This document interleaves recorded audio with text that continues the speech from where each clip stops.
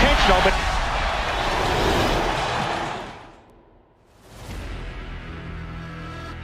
welcome to The Hook on Woodward Sports Network, Detroit's all-digital sports network, live from my bookie studios. I'm Pilar Lastra. We've got on this very fine Monday morning that's also Happy Tax Day, everybody. We've got D-Mac. Is it still the You're morning? A savage. We've got Happy Tax Day, you Tom savage. Mazawey. Yeah, it's actually it's no, still the morning? Not for us. You're right. It's afternoon. Thank Somewhere God. it's still I hate morning. the mornings. Go to Hawaii. It's in the morning there.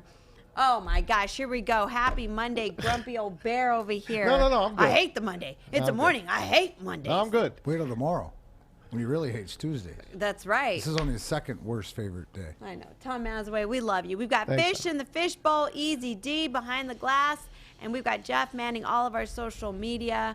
Make sure you're hitting us up on all of our social media across the board at Woodward Sports. And, of course, you can always give us a call, 313-552-6322. Guys, big weekend. Before we start talking about the winners and the losers who shook all the money out of my pockets this weekend, Maz, let's get to your sports update. You got it, Pilar. Brought to you, as always, by my good friends at mybookie.ag. Use that new promo code, Woodward10. Get you a free $10 entry. You don't have to play with your own money. Give it a shot. Woodward also will get you a free deposit up to $1,000. If you put $1,000 in, they'll match it. You put $100 in, they'll match it. So use Woodward or Woodward 10. Former Piston Ben Wallace and Chris Webber, the big news over the weekend. Congrats to both of them. They make the Basketball Hall of Fame out in Springfield. Big Ben, the first undrafted player to ever make it out to Springfield. 4-time All-Star, Defensive Player of the Year 4 times, and he won a title with Detroit in 2004. There it was. They had a great celebration for him last night at the, the Palace, at Little Caesars Arena. We can't play it because it's got music in it, but it was a phenomenal time. They always put on a great show, the Pistons do. Wasn't a great year for them. It was fun, though, watch those rookies. But Ben Wallace back in 2004 and that big title run that they had, 6 straight years, either first or second. It was so great. Just look at those highlights. Naz, when you say that, though, the Pistons, in my eyes, had a successful year did. because And they I'll get to ended that. up with the best chance to get the draft lottery as far as first pick, and they played hard. And they played their rooks. Casey resigned his coach. Troy Weaver got guys there. You got Jeremy Grant, who, and I'm going to paraphrase James Buddha Edwards, but pretty much what Dwayne Casey said about Jeremy Grant is now we got to get him out of the most improved player conversation into All-Star competition. He should have been an All-Star this year. Right, Easily. but he's look at him to bulk up. But I mean, I think when you finish last, it's for the Pistons team. But this is one of the most successful seasons because of the way they work and what they've done and what they put together. So good on them. And moving forward, hopefully the Pistons can get that first overall pick. We'll talk about it all coming up in the Big Hook. Chris Webber, C-Web, a finalist for the past 5 years. He finally gets the nod. Detroit Country Day, U of M Fab 5, of course, the NBA's first pick. Rookie of the Year, averaged 20 and 10 for 15 years in the NBA. Later joined TNT as an announcer. Matter of fact, he just leaves TNT just a couple of days ago, so he'll be looking for a new gig, probably hook up with ESPN or someone like that. But C-Web, phenomenal career for him. They'll be joined by Paul Pierce, Chris Bosh, Bill Russell's already in as a player. He gets in as a coach now. Rick Adelman, Jay Wright from, of course, Villanova, and Lauren Jackson, Yolanda Griffith, all going to Springfield next year. Pistons started the season with 4 straight losses this year. They ended the season losing their last 5. The Heat ran them out of the gym last night, 120 to 107, and they lock up the second worst record in the NBA. They do it in style, 20 and 52, and now have a 14% shot at a top 3 pick. They tie with Orlando and Houston for the best odds. The worst they can pick is 6th. We keep our fingers crossed because they have not moved up yet since this lottery started. And the only time they ever had a top 3 pick was, back in 03. And they took Darko. Next month is the draft lottery. We'll see how it goes. Rod Beard joins us from the Detroit News coming up. The NBA playoffs, they start tomorrow night. The East playing games. This is going to be fun to watch. Steph Curry, by the way, locked up the scoring title. He poured in 46 last night. They win against Memphis. Warriors locked up the 8th seed. Guess who they play? They play LeBron James in the playing game on Wednesday. That's going to be phenomenal. The 33-year-old Steph Curry, the oldest scoring champ since Michael Jordan did it back in '98, the last dance. Tigers start a 6-game road trip tonight in Seattle. Yusei Kikuchi against Casey Mize, the matchup from Safeco. Cubs took 2 out of 3 over the weekend, but a great game on Saturday. I happened to be at the Friday and Saturday game. Saturday game was phenomenal. They win it in extra innings. They're 14-26 on the year, but they're out of the basement, tied with Minnesota right now, just a notch past the basement. How about Shohei Ohtani again last night? Home run number 12 in the 9th inning to win it for the Angels. Check this guy out. Swing the bat. Shohei, high fly ball to the corner it goes, into deep right field, Ohtani. Oh my, he did it! Shohei gives the Halos the lead. He gets it done. Wow! That is, he is something, man. The guy could pitch 101-mile-an-hour fastballs, and he hits. He has the day off today, by the way. He'll be back. What a player he is. NHL Stanley Cup playoffs never disappoint. 3 overtime games already. Caps over the Bruins, Isles over the Pens, Wild shocked Vegas, and the Lightning last night, the game of the weekend. They beat the Panthers with a minute to go. They score to win it 5-4. All have a 1-0 lead. Couple of game ones tonight. The Canes and Nashville, the Avs in St. Louis, and game 2 of the Capitals and Bruins from D.C. More with D-Mac coming up. And there'll be no Triple Crown winner this year, folks. 12-1 shot, Rombauer wins the Preakness. Check it out. And they're into the stretch. Medina Spirit fights on the outside. Midnight Bourbon. Rombauer is rolling up to them. Coming by the 8th pole. It is now Rombauer storming to the front. Taking over from Midnight Bourbon. Medina Spirit has dropped back. Keep me in mind is 4th. Rombauer and Flavian Pratt win the Preakness. Pulling away by 4 on the wire. Midnight Bourbon was 2nd. Medina Spirit has to settle for 3rd. Keep me in mind. How about that, huh? You like those colors, Pilar? 1 minute 53. You like those colors on Flavian Pratt? He worked his ass off on that horse. He did. He did. That's what I was saying. I mean, I definitely did not see him coming. I mean, we didn't have him. We didn't. We didn't have him. None of us had him. He was 12-1. You know who had him? Our man Steve Johnson had him. Stingray Steve had him. He had the exacta. I think he had the trifecta too, but he did. He had a good weekend. And we go back to 1980. Terry Foster's in the audience. I know he watched this one when Magic Johnson made the Sixers disappear on his own by playing center, forward, guard. He played coach. Check it out. Are you going to play center on offense in this game? Yeah, I will be changing from center to forward. On certain plays, depending what play we call, I will be playing from center and forward. On the interception, on the lazy pass, it is that rookie again. Magic dishes Wilkes this time. Here comes the 20-year-old rookie down the middle. Dawkins went to him and scored and sent him to the shot clock. Whip it inside to Magic. An unbelievable performance by Magic Johnson. There it is. It's over, and the most valuable player is Magic Johnson. 42 points, 15 rebounds, and 7 assists in the parking lot of the Forum. What do you have that makes you perform like this in these championship games? Well, I don't know. Just I love to win, and I guess that's the thing. I go in thinking we can win any game that I play. Despite Kareem wasn't in, and we want to say, hey, we did it for you, big fella, because you got us here, and we don't want to take nothing away from him. A lot of people. If everyone remembers that year, 1980, it was Magic's rookie year, Magic and Bird. Magic, the first game, the Lakers won it like on a last-second skyhook from Kareem Abdul-Jabbar. Game 1 of the season, Magic comes running up to him, jumping on him like he won the championship. That was game 1. Kareem's like, hey, kid, we got a long season to go. And what happens? Kareem gets hurt. Game 6 in the championship against the Sixers, Dr. J and the Philly Sixers. And who wins?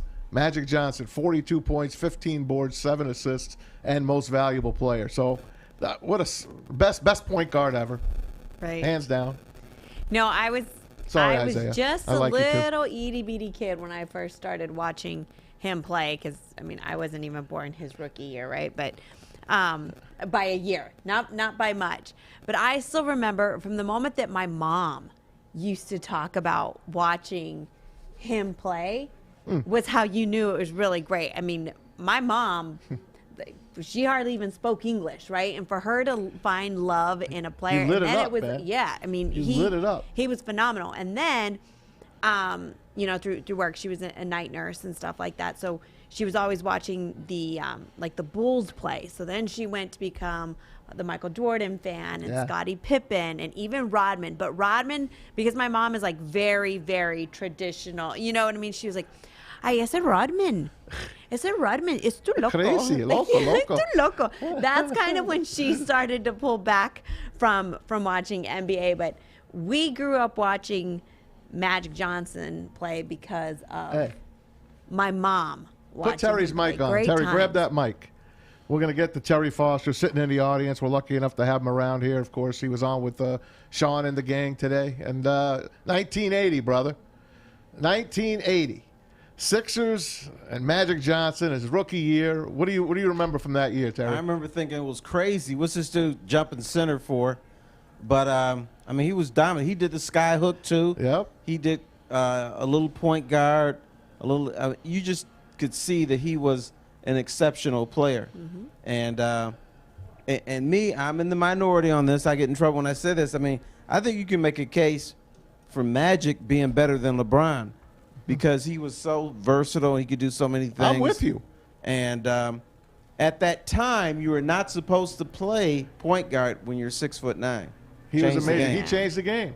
Yes, sir. He changed the game. And So did doesn't Larry it- Bird. But my question to you, Terry, because of watching Magic Johnson come out of Michigan State and stuff like this, was this something that surprised you, or was it something that you'd seen? Because the biggest difference, you bring up LeBron or you bring up Magic, and you see how gregarious and how humble, but just how whatever it takes for him for the team, right? LeBron, it's sort of the other way around, but even did you see the greatness like this coming out of state? I saw it before then. When I was a kid on the west side, there was a big buzz going around the neighborhood. There's this kid named Irving Johnson was playing at Northwestern High School, and that he's better than anybody in Detroit. And so we're like, nobody is better than PSL players. So we went to see him play, and then we went in like, okay, yeah, let's see this dude. And he was better than everyone. So that was my first take of Magic. It was at Northwestern High School. They played a summer scrimmage, and all the word got around the neighborhood, and we wanted to give him no love, and then we left by saying, okay, he's better than anybody in the PSL. Hey, keep that mic. We're going to have the big hook. We're going to talk about the latest on Ben Wallace and Chris Webber. I know you got something on that. Okay. So, Pilar, take us to the break. Yep, that's right, guys. It was a Hall of Fame for the NBA. It was a very emotional night. So we've got all the details when we come back. So tune in or stay tuning into The Hook on Woodward Sports Network. Hi, I'm David Hall from Hall Financial. And at Hall Financial, we treat our clients like family. And our number one priority is giving each of our clients 5-star service. Our passion for 5-star service, combined with our expertise, allows us to find the best possible solution for refinancing your home loan. We take the time to focus on both the individual and the numbers. We're going to walk you through the process and close your loan in half the time of our competition. Go to davidhallmortgage.com today. Hey friends, start a new career in an industry that is always essential, the heating and cooling industry. Learn more today by visiting northwesterntech.edu. Welcome back to The Hook on Woodward Sports Network. Guys, it was quite the emotional night if you watched the NBA Hall of Fame. I think we were all kind of expecting an incredible night. Ben Wallace, Ben Webb. Kobe Bryant. Forget it. No, I'm saying Ben Wallace, Chris Webber. Those were the ones that we were all kind of expecting, excited to see. But it was really the Kobe Bryant moment was what everybody was expecting to have kind of their heartstrings tugged a little bit. It was emotional. It was really, really emotional. And I remember when Vanessa Bryant gave the speech, you know, when Kobe passed away, and she was so like graceful about She's it. eloquent. And she really, really, really is. But when she said, and I cry every single time in her speech, how they love her and her daughter. I mean, her and her daughter. It's a Monday, my goodness. How Kobe and his daughter, they were so tight that God took them both because he knew that they could not live without one another. I mean, the things that she says. And devastating. Yes, and it's almost like it hurts even more. Yeah. But then it almost is like, okay, at least they're together. Like, I tried really hard not to cry. Like, but every time she speaks and she has to speak about it, I don't know how she does it. She's a beautiful But woman, she's first of all. incredible. Kevin Garnett went in, of course. It was a great class. Kevin Garnett and Tim Duncan, a bunch of others. Mike Breen went in. How about that, man? But Vanessa Bryant stole the show as Michael Jordan welcomed Kobe Bryant to Springfield, Mass. But she had the last word here. Listen to Kobe's Vanessa Bryant. Congratulations, baby. All of your hard work and sacrifices paid off. You once told me, if you're going to bet on someone, bet on yourself. I'm glad you bet on yourself, you overachiever. You did it. You're in the Hall of Fame now. You're a true champ. You're not just an MVP. You're an all-time great. I'm so proud of you. I love you forever and always. Kobe Bean Bryant.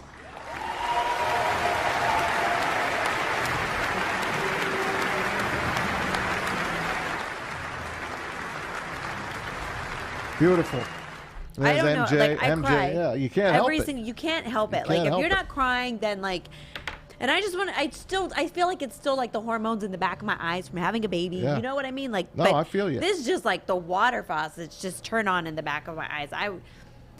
And even though I know what she was going to say, you watch it again, it's still just pulls on your heartstrings. It does. So. You know, and long live Kobe. The Mamba, Yeah. Black Mamba lives forever now in Springfield, Mass. And Mac, how do you compare like a Kobe to, who would you compare him to in the NHL? That's a tough one, thinking about somebody who's passed on, because the thing with Kobe Bryant is he transcends basketball into the world and the ups and downs. And one thing is that why I believe we have the attachments to certain individuals, but their stories. And you look at Kobe's story, when his wife says you overachiever, well, there's nobody that when it comes down to the end of the day, what do you put in to get out? And Kobe earned everything pretty much that he got, but the fierce competitor and stuff. And you know what, Pilar, you make a great point, but at the end of the day, as long as in the big picture you look at it, you realize that we're spiritual beings having a human experience, and the fact that to me, it brings, I guess, that little hug to the end of it, that in such a great tragedy of losing Kobe, that his daughter went with him so that they are together. To believe in that and it doesn't matter what I think, but the fact that I hear it from his family and I hear it from his wife and somebody, and I believe when they say it, and it's just something that highs and lows in life. We've all lost people, and it's just a way to honor different ones. Now, this is a big one because he's a national star, but I don't think so much Maz I think there's just people in our lives that we have these relationships with, and athletes are one of them because of the story. And his is a story of falling down, obviously the Colorado stuff, but to be able, that's life, and to be able to work through it. And we saw it in front of our eyes, and just a tragic end to it. What makes you say is that life's short, and enjoy every day. Tell everybody you love them. So if Kobe's an example of that, but now he's held in such high esteem, and then everybody will know who Kobe Bryant is forever because of the Basketball Hall of Fame, if they didn't already. Terry Foster in the audience. Yeah, let me say this. Give us yours. The first conversation I had about Kobe Bryant after he died was not about basketball. My daughter Celine called, and she was bawling in tears, and she thought about the daughter and Kobe dying together, and she said the first thing I thought about was when we used to drive to soccer tournaments. And there was one soccer tournament we drove to in Rockford, Illinois, and there was trucks on both sides. And I told her, I got to be real careful because this is dangerous. And the lane that we went wasn't even a full lane. So she thought about that, about the travels that we had, and and you know, the dad, daughter, and all that kind of stuff, whatever it was. And that's what my first conversation was not about him as a basketball player, it was as him as a dad, and how dads and daughters go through so much emotional things, whether it's in sports or academics and everything. And that was our first conversation. It was very tearful. I was not going to cry about Kobe Bryant because he's an athlete. Yeah. But I ended up because it brought it all home with my relationship with my daughter. Amen. Here too. I coached all three of my girls, and I tried to bring them up almost like boys. You know, I did the best I could. They're all girls, though, but I made them play sports. Not made them. I asked them to play sports, and they took it into their heart, and they loved it, which I love. I like when they see Dad watching games, and they get a kick out of me. And now, what's the name of your team? The Popsicles? The Lemon No, Drops. the Lemon Drops, baby. Okay, here we go. Come on. Hall of Fame coach. The Lemon Drops, baby. Anyway, it's just heartwarming when it's your daughter. Well, I think the It's life your of daughter. it. I think what Terry just said is that the athlete part of it. And Pilar has not stopped crying since I we can't. played. And it's exactly what you said for all warmed of us my that heart, have children. Pilar, you warmed my heart. You know, the end stuff, because it goes back to that. Because honestly, forget about it and forget it's a helicopter, but the situations that people travel with their families, with teams all the time, you know, you relate it. You remember a couple of years ago the bus tragedy in Western Canada from the junior hockey Humboldt Broncos. Yeah. And We all so put I our think it's sticks just on the the porch. reality, because you don't realize. And Terry just gets me to thinking back to not only driving my kids to all their events, but playing junior hockey and driving my parents by 5 or 6 hours to come and watch you play in the wintertime and all that stuff that, man, it makes you sit back and sort of realize and be grateful. And sort of, like you said, that's, to me, when athletics can bring the world together, that's the positive spiritual part that I think is bigger than the sport itself. It is. And It's phenomenal. I also, Eazy, what were you going to say? Because I'm just trying not to cry. Eazy, what do you have to say?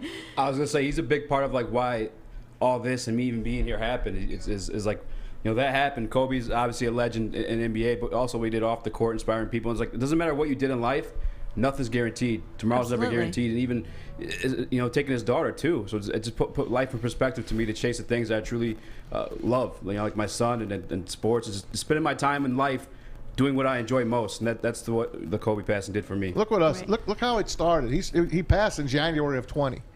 And what happens after that? I mean, we all get shut down as a nation, as a country. I don't know. It just started a terrible year.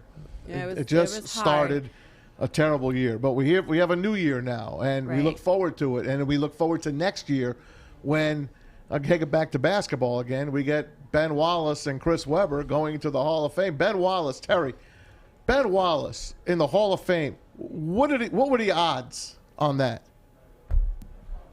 Very long odds. This is a guy that was cut from the NBA, was kind of an afterthought in the Grant Hill trade,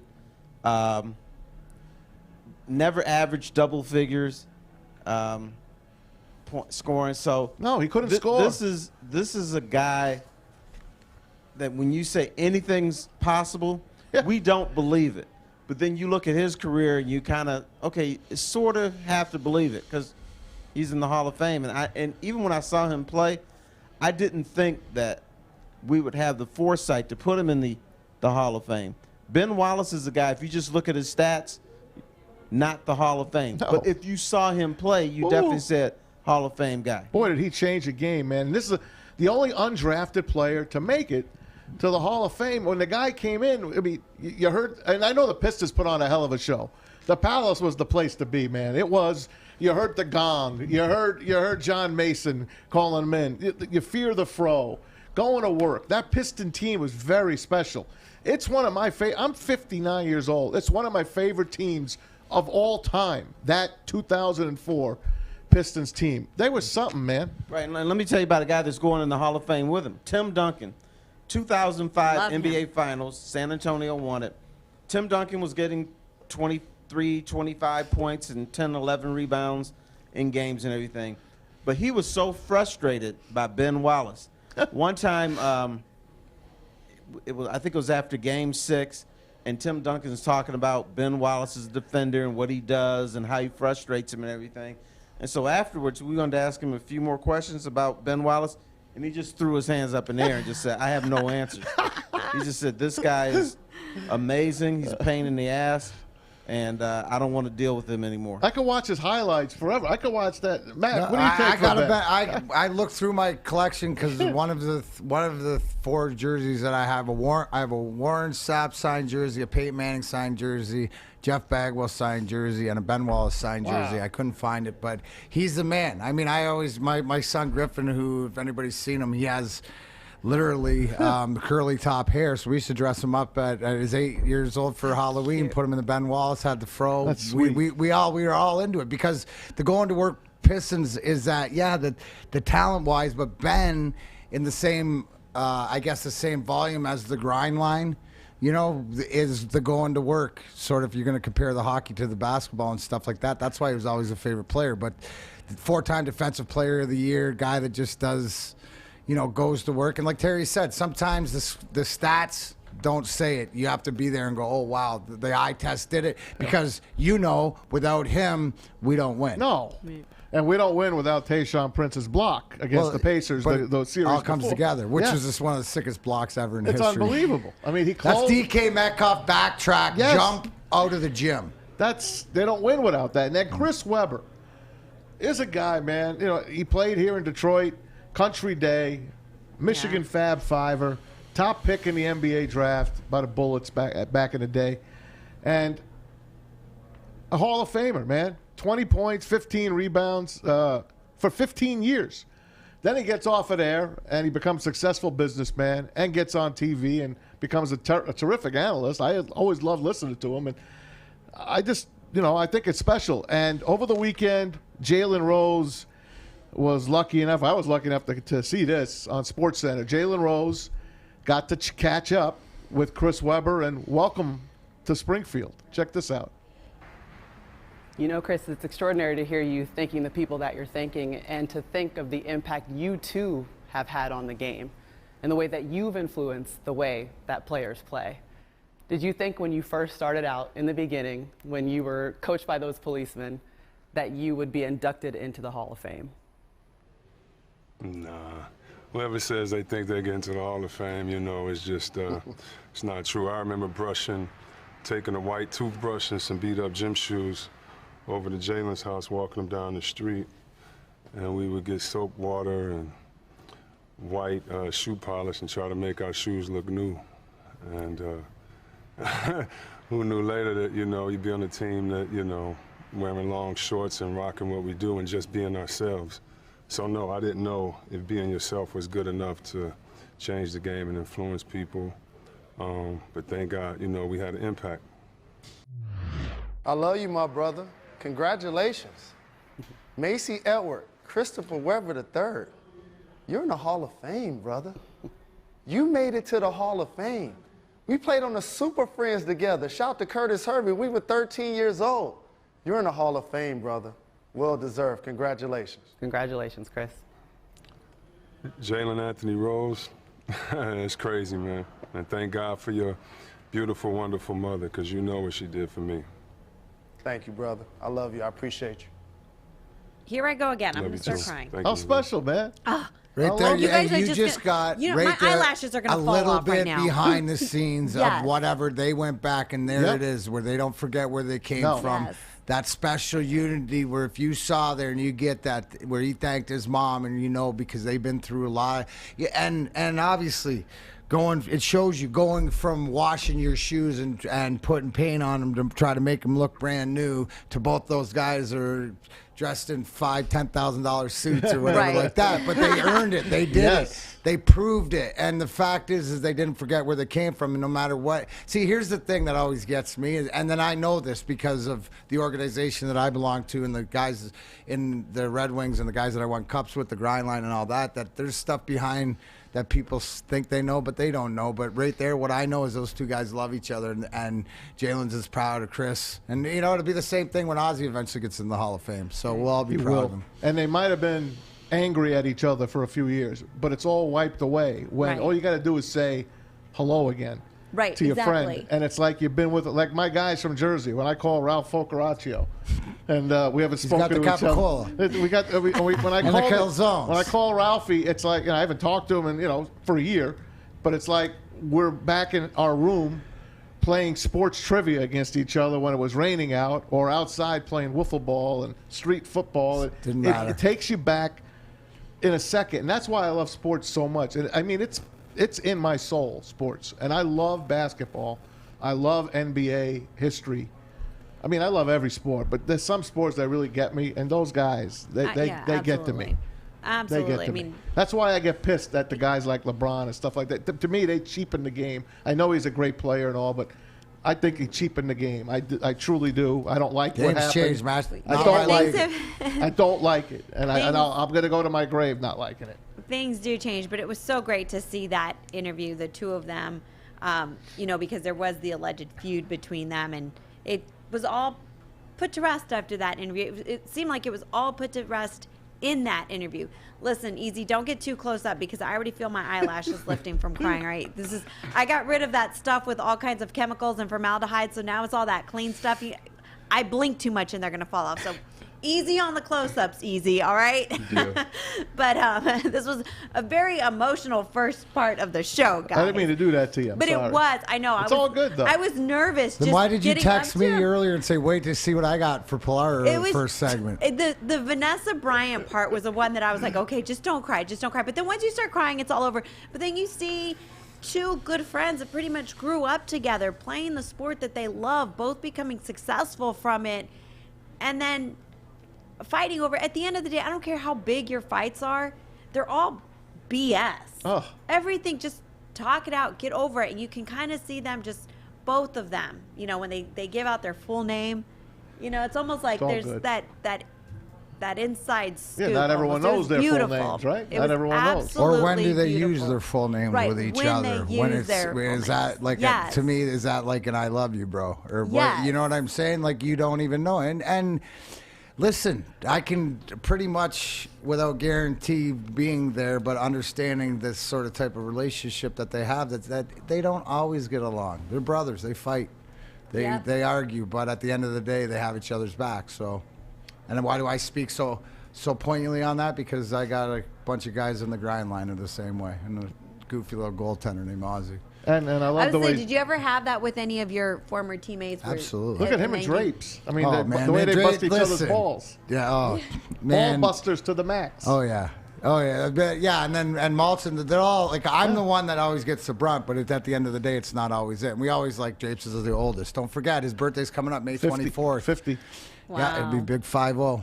You're only 49, right? Only 49. Ozzy will be 49 this year. Maltz will be 49 this year. Someone asked me how old you were, and I slipped. I said, you just turned 50, April 1st. I screwed you, man. I was in my 50th year, man. I'm sorry. Yeah. I screwed you. I didn't mean that. I take it back. You stop it. You're still 39. Speaking of hoops, we got Rod Beard waiting for us, too. That's our guy. Can't wait to talk to Rod. Yep, so stick around. Maybe you can tell me how this freaking playoff works. I was going to say, these plans are starting, my friends. So we've got Rob Beard joining us. Don't go anywhere. You're tuning into The Hook on Woodward Sports Network. Hi, I'm David Hall from Hall Financial. And at Hall Financial, we treat our clients like family. And our number one priority is giving each of our clients 5-star service. Our passion for 5-star service, combined with our expertise, allows us to find the best possible solution for refinancing your home loan. We take the time to focus on both the individual and the numbers. We're going to walk you through the process and close your loan in half the time of our competition. Go to davidhallmortgage.com today. Welcome back to The Hook on Woodward Sports Network. All right, guys, let's talk NBA play-ins, playoffs, and let's get to our good friend, Rob Beard. Rob, welcome to the show. What up, Rod? Thanks for having me on again. Thanks, guys. Oh, wait. Good segment you had there. You almost Rod, let her. You're muted, brother. There he is. There he is. All right. Thanks for having me on. It's a pleasure to be back. I just wanted to see Pilar's eyelashes just flow.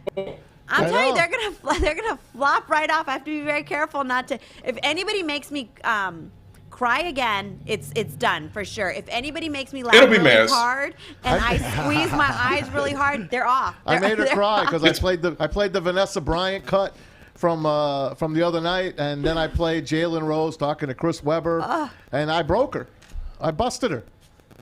There you go. It's the sentimental side that we all need to see every once in a while. What did you think, Rod? What did you think about the induction ceremony? Obviously, Kobe Bryant going in, Tim Duncan, the big thing, but our KG. guy Ben Wallace Getting announced for next year. Getting a shot in, Chris Webber. But what was your, as a basketball guy, about the decision by the Basketball Hall of Fame in their selections? Yeah, I knew the Kobe thing was going to be so emotional for so many people because he's a worldwide celebrity and superstar.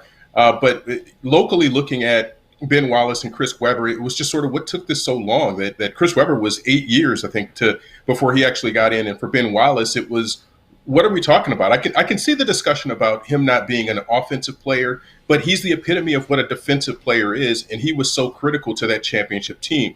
And I sort of fear that we've gotten to the point that we're going to measure everything by how many championships somebody has, and they're not worthy of the Hall of Fame unless they have X number of championships. And that's a shame because we got so many talented players who just don't fit that mold necessarily, but they've been excellent players during their time. I mean, that 2004 Piston team, to me, you could put all the freaking 5 of them in. As far as I'm concerned, I think they're all worthy. Yeah, I mean, it's that team, and we talked about before where Isaiah and the Bad Boys are sort of lost in history a little bit, but that team, too, just showed that before that, they didn't have all-stars on that team. Those guys just came together, and it was catching lightning in a bottle and doing something right at the right time. But it gets their jersey retired. You don't have to retire every, but in the Hall of Fame, there's certain people who got it automatically, and you think for 10 or 15 seconds, you should know immediately. This isn't a hard discussion about some of these guys going in.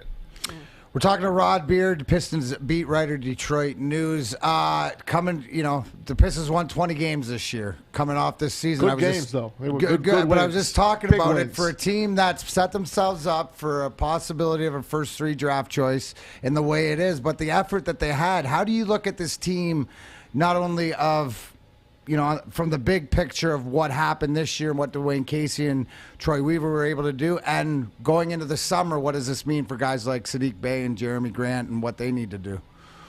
Yeah, we just wrapped up the season with Troy Weaver and Dwayne Casey, and that was the big sort of takeaway, is that this was better than they thought it was going to be. And when you looked at last summer, did you think they would be in this same spot? Well, no, because they had Blake Griffin and completely remade this roster and made this into a team that people have. And you couldn't have said that over the past probably decade or so, that these draft picks would turn into what they did, and the roster would have the outlook that it does right now. And I think fans and experts and everybody's really looking forward to what this draft is going to hold and what the summer is going to hold. And this could very well be a playoff team next year, not just a play-in team, but a playoff team. The right pick and they get the right development from their guys. Well, today I noticed in your little tankathon virtual that they're picking second now, and you got the Timberwolves picking first. How the hell did they get the first pick? It's just all random in the combinations and the way that it comes up, but it shows you everybody thinks the Pistons are going to drop to six. That's the lowest that they can fall. And the pickings are not as good there. But if they end up and they stay in the 1 or 2 spot and 3, you can see where they could very easily get a piece that they need to really push them into that playoff territory for next year. And again, there's significant optimism about that. There's not that much for any of the other teams in town, but you can see where the Pistons, with that right piece, can be one of those teams that people are fearful of next year. All right, so we got Orlando, we got Houston, and we got us, the Pistons, all with 14%. Why so? First of all, how is it so low for those 3 teams? First of all, shouldn't it be higher? No, well, that's what they did to discourage the true tanking, the Sixers level tanking of giving that team with the worst record, whatever it was, a 50 or 60% chance, or what. In previous years, like in the NFL, where if you got there is no discussion about it. That just is what it is. So they had to spread all of that out so that the teams in that other range get a certain percentage, an equal percentage to make that work out. So even though it's the number 14 team, they've got a small percentage, and that takes away from all of that. So they just smoothed it out and made it where those bottom 3 teams get an equal 14% chance. But when you look at the numbers, it's just as easy that the Pistons could be in that 6th spot or to drop it is at the same spot. So it discourages the really bad tanking, but it just benefits the teams that have losing records and still give them a chance to get that first pick. But that's the way the math works out. Rod Beard joins us. Detroit News, Pistons beat. You read them all the time. And tonight starts a new event for the NBA. It's the play-in events. You got the 7 against the 8. You got the 9 versus the 10. The East goes tonight. So you got Charlotte, Indiana, and then Washington, Boston. And then tomorrow you got San Antonio, Memphis in the West. And the one everyone wants to see, it should be the NBA Final. Only kidding. Golden State and the Lakers. Tell me how it works. Who wins? Who plays who next? And 1 game, 2 games? How does it work, Rod? Yeah, if the draft wasn't confusing enough, Yeah, this right. you know what? That's why we give you the easy question Explain first. this to So me, stick Ricky. around. Thank you. But I got to write this down because I can't follow. Write this down. No, we need a visual aid for all of this, and this is almost like Double Dare, where you need the physical challenge if you don't get it right. The 7 plays the 8. The winner of that game is the 7. Okay. The loser game plays the winner of 9 and 10. So the winner of 9 and 10 plays the 8 to see who's the 8. The loser in 9 and 10 is out. Okay.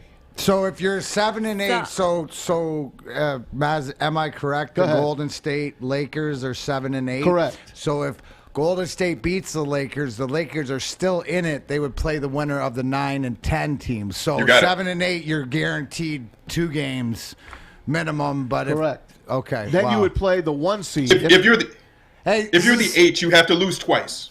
That's the key.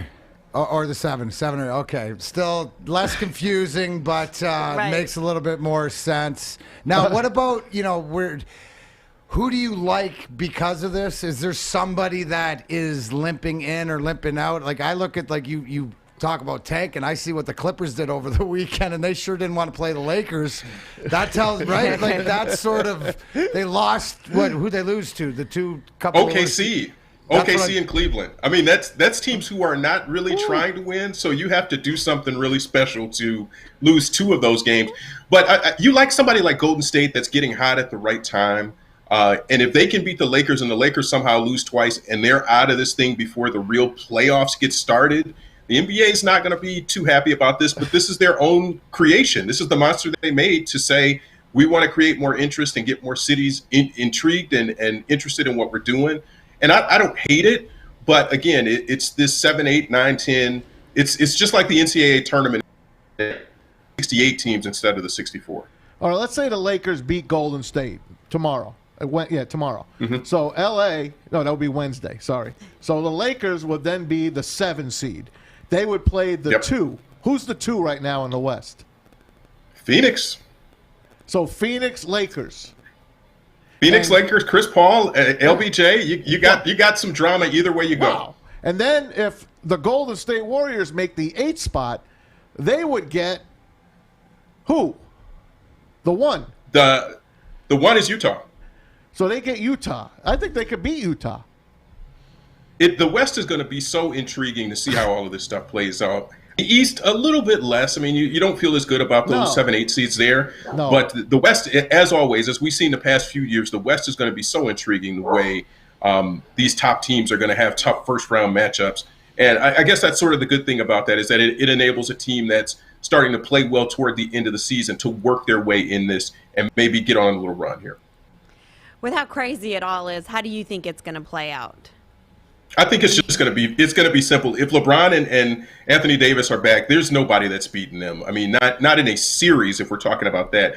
And that's where the danger is for them is that they could have a bad night and lose in the 7-8, and then who knows what happens. And like LeBron twisted his ankle last night. So they could lose in the 7-8, and then they could lose somehow in the 9-10.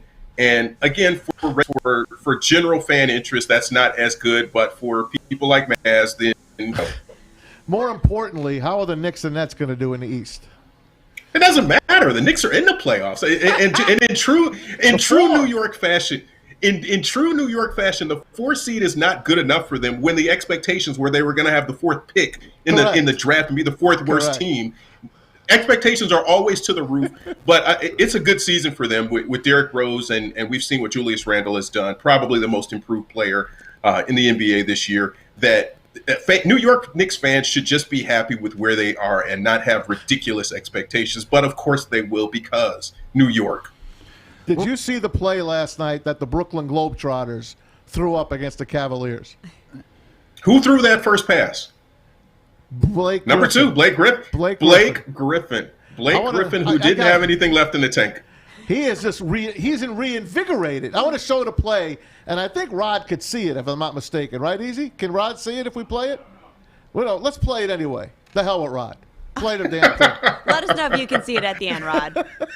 Kevin Durant, the rack attack. We want to see the beginning. And one of the highlights of the Dotson loses it, walking the tightrope. Here's Blake.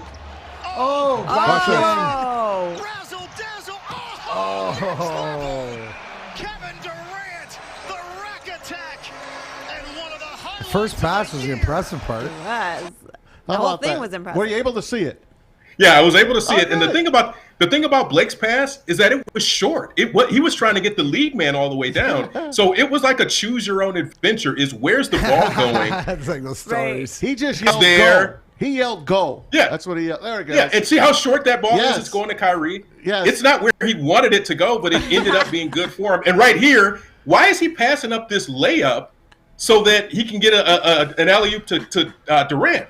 I mean, that was my first thing is you've got a clear layup and you want to make the razzle-dazzle play. You better be lucky the playoffs already clinched it. That's Mike James. That's Mike James. They busted his balls Hold after on that. a sec. Do you see it was 65? They were up 10 and it was under 20 seconds left. So yeah, I can't blame a guy because the game is sort of out of reach here. It's sort of like a guy shooting for the empty net in hockey from his side of the red line when you're up 2 goals. D-Mac, you're not passing up an empty net to give somebody else an assist. I don't care what the situation is. You're never doing that. No, because see this. Yeah, he look is. at it from this way, right? When you blatantly do something like that in that sort of game, everybody shines spotlight on you, right? Who are we talking about now? The guy who dished it, not Mike Durant James. that dunged it. Yeah. right. He So- gave it to Durant. He gave It all it to depends. the boss. If that was a playoff game, absolutely Yeah. not. You can't take the chance. You don't see that in playoffs. You see that in the last game of the. How bad did the regular Cavaliers fall? How did they feel? The Cavs. The Cavs, I think, ended up like 5th or 6th. I mean, it was just crazy the way the weekend worked out. Cavs are 4th. They were tied for 4th with OKC because OKC won. So the weekend just kind of changed the whole standings and the way those percentages are going to work out because the Cavs won, OKC won, Minnesota won. A lot of teams that you thought was just were going to lose out this weekend ended up winning a game somewhere there. How about the Heat? I was nervous at the beginning of the game. I saw you right. The 8 guys from the Heat were out, and I'm like, maybe we're going to win this damn game by accident. Nah, I don't think so. I mean, it's one of those games where you could see their starting lineup, and with Duncan Robinson and Tyler Hero, you sort of, okay, that's enough. They're going to be able to win just with that. And once they got the lead, the Pistons just kind of pulled off the pedal a little bit because young guys, that's just the way that goes. All right, give me your NBA final right now and who's going to win it. I will say, it hurts me to say, but I'm going to say Nets and Phoenix. I think Phoenix is going to work their way through this. Really? Wow. I like the leadership that Chris Paul brings, and Devin Booker is going to be able to at a different level for them. They don't have the playoff experience as a whole, but I think they're going to surprise some people with the way they play. I like the Clippers, man, because no one is talking about them. Last year they had the weight of the world on them. This year they're sneaky. I said the Clippers last year, and you see what I got, a handful of nothing. But that was last year. They had a lot of pressure on them. I think that they're in a spot where they want to be, that the pressure is not on them. I think you're right there. But just the path that they're going to have to go through, I think Phoenix just really has a lot on their side.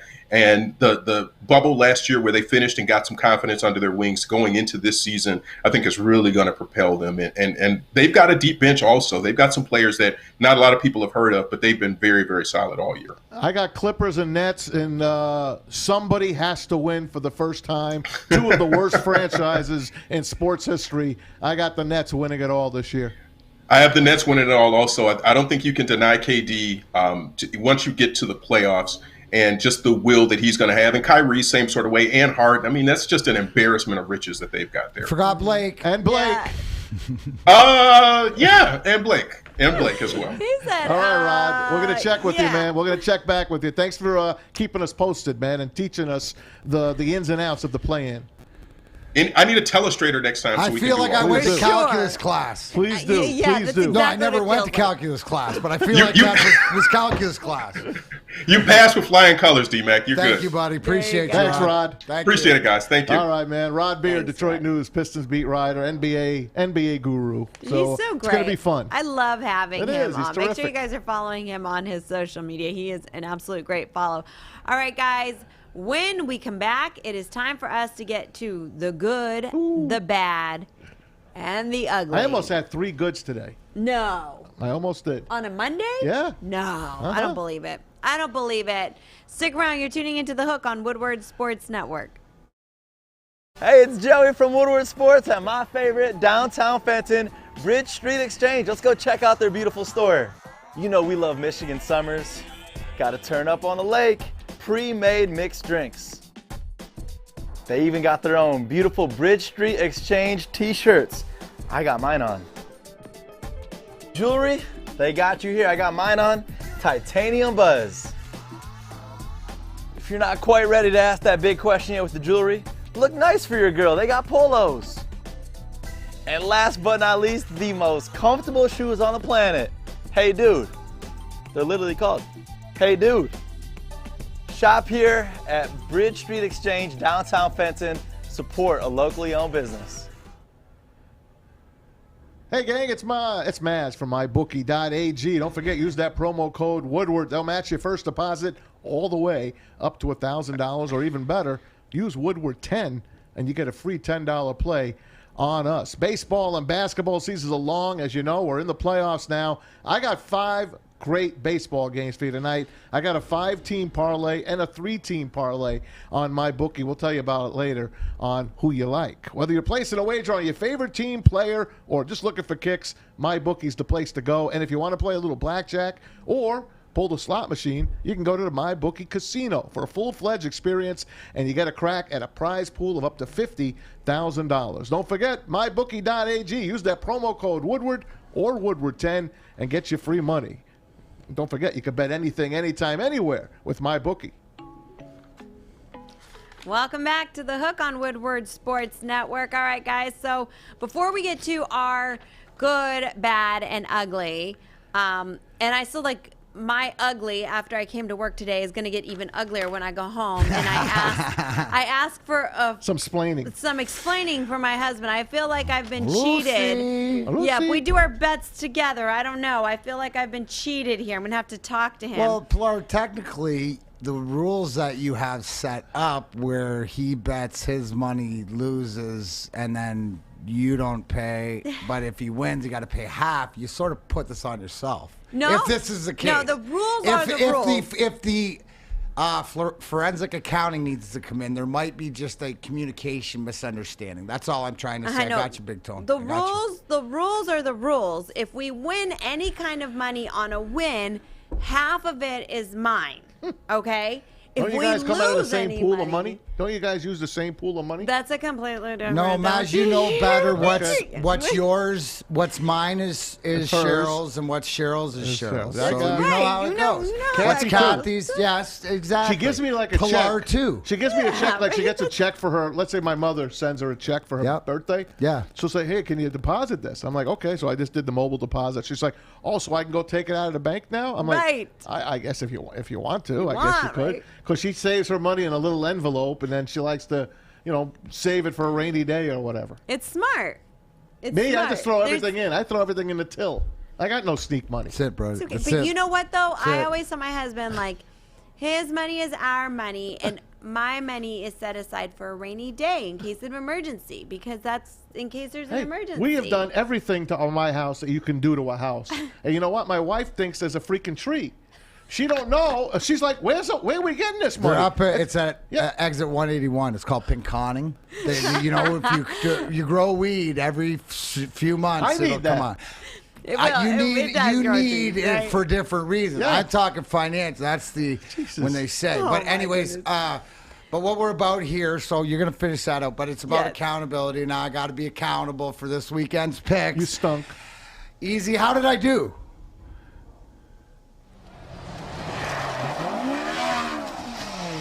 Oh, Yeah, I guess that's not good. Looks like the NASCAR didn't come in, but congratulations to Alex Bowman and Hendricks Motorsports, the 48. Yes, he took over driving for Jimmy Johnson.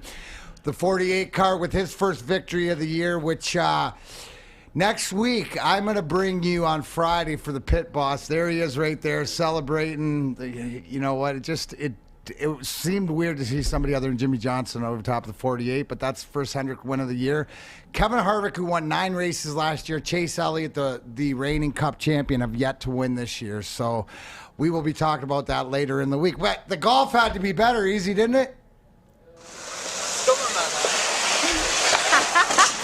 Oh! I guess not. Like you said, congratulations to K.H. Lee on his first championship on the PGA. There he is. We did not have him, but who we did have, Jordan Spieth, finished, I believe, top 5.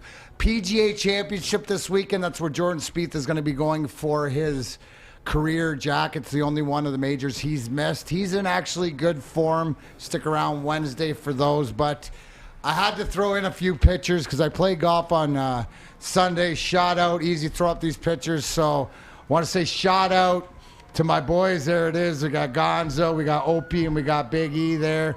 I'm just saying hi to you, Maz. Right there, that's me saying hi to Maz.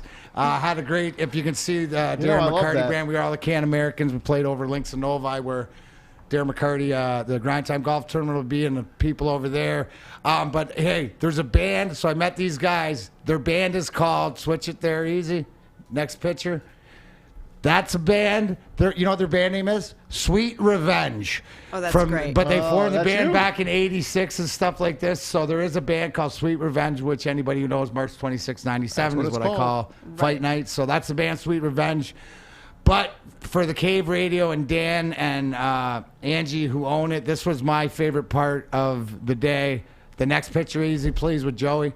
So that's Joey. He's 15 years old. Him and his twin brother are autistic, but he decided to come, and we were waiting to hit, but he sat down beside me. We got a great picture, and we had a little chat. So that's my buddy Joey. And God bless we their know parents. that Freddie the Pizza Man is foundation huge into autism, so they are over at Cave Radio also. And give it to the Autistic Foundation, and what a great bunch of kids. And so, you know what? You might have lost money, but I had a good time Saturdays. I just wanted everybody to know that. Awesome. That's beautiful. I love it, man. Now we can get into it. All right, so now we can get to the good, the bad, and the ugly, which apparently Tom Mazawey has almost 3 goods. I do, but I'm going to play the game, though. All right, well, you're going to have to share your good, too. Hit it up, You're Izzy. almost good. The intro got deleted last time. Oh, no. Yeah. Let's pretend. All right. Wait, you gotta start. The good. Bang, bang. The bad. Bang, bang, bang, bang. The ugly.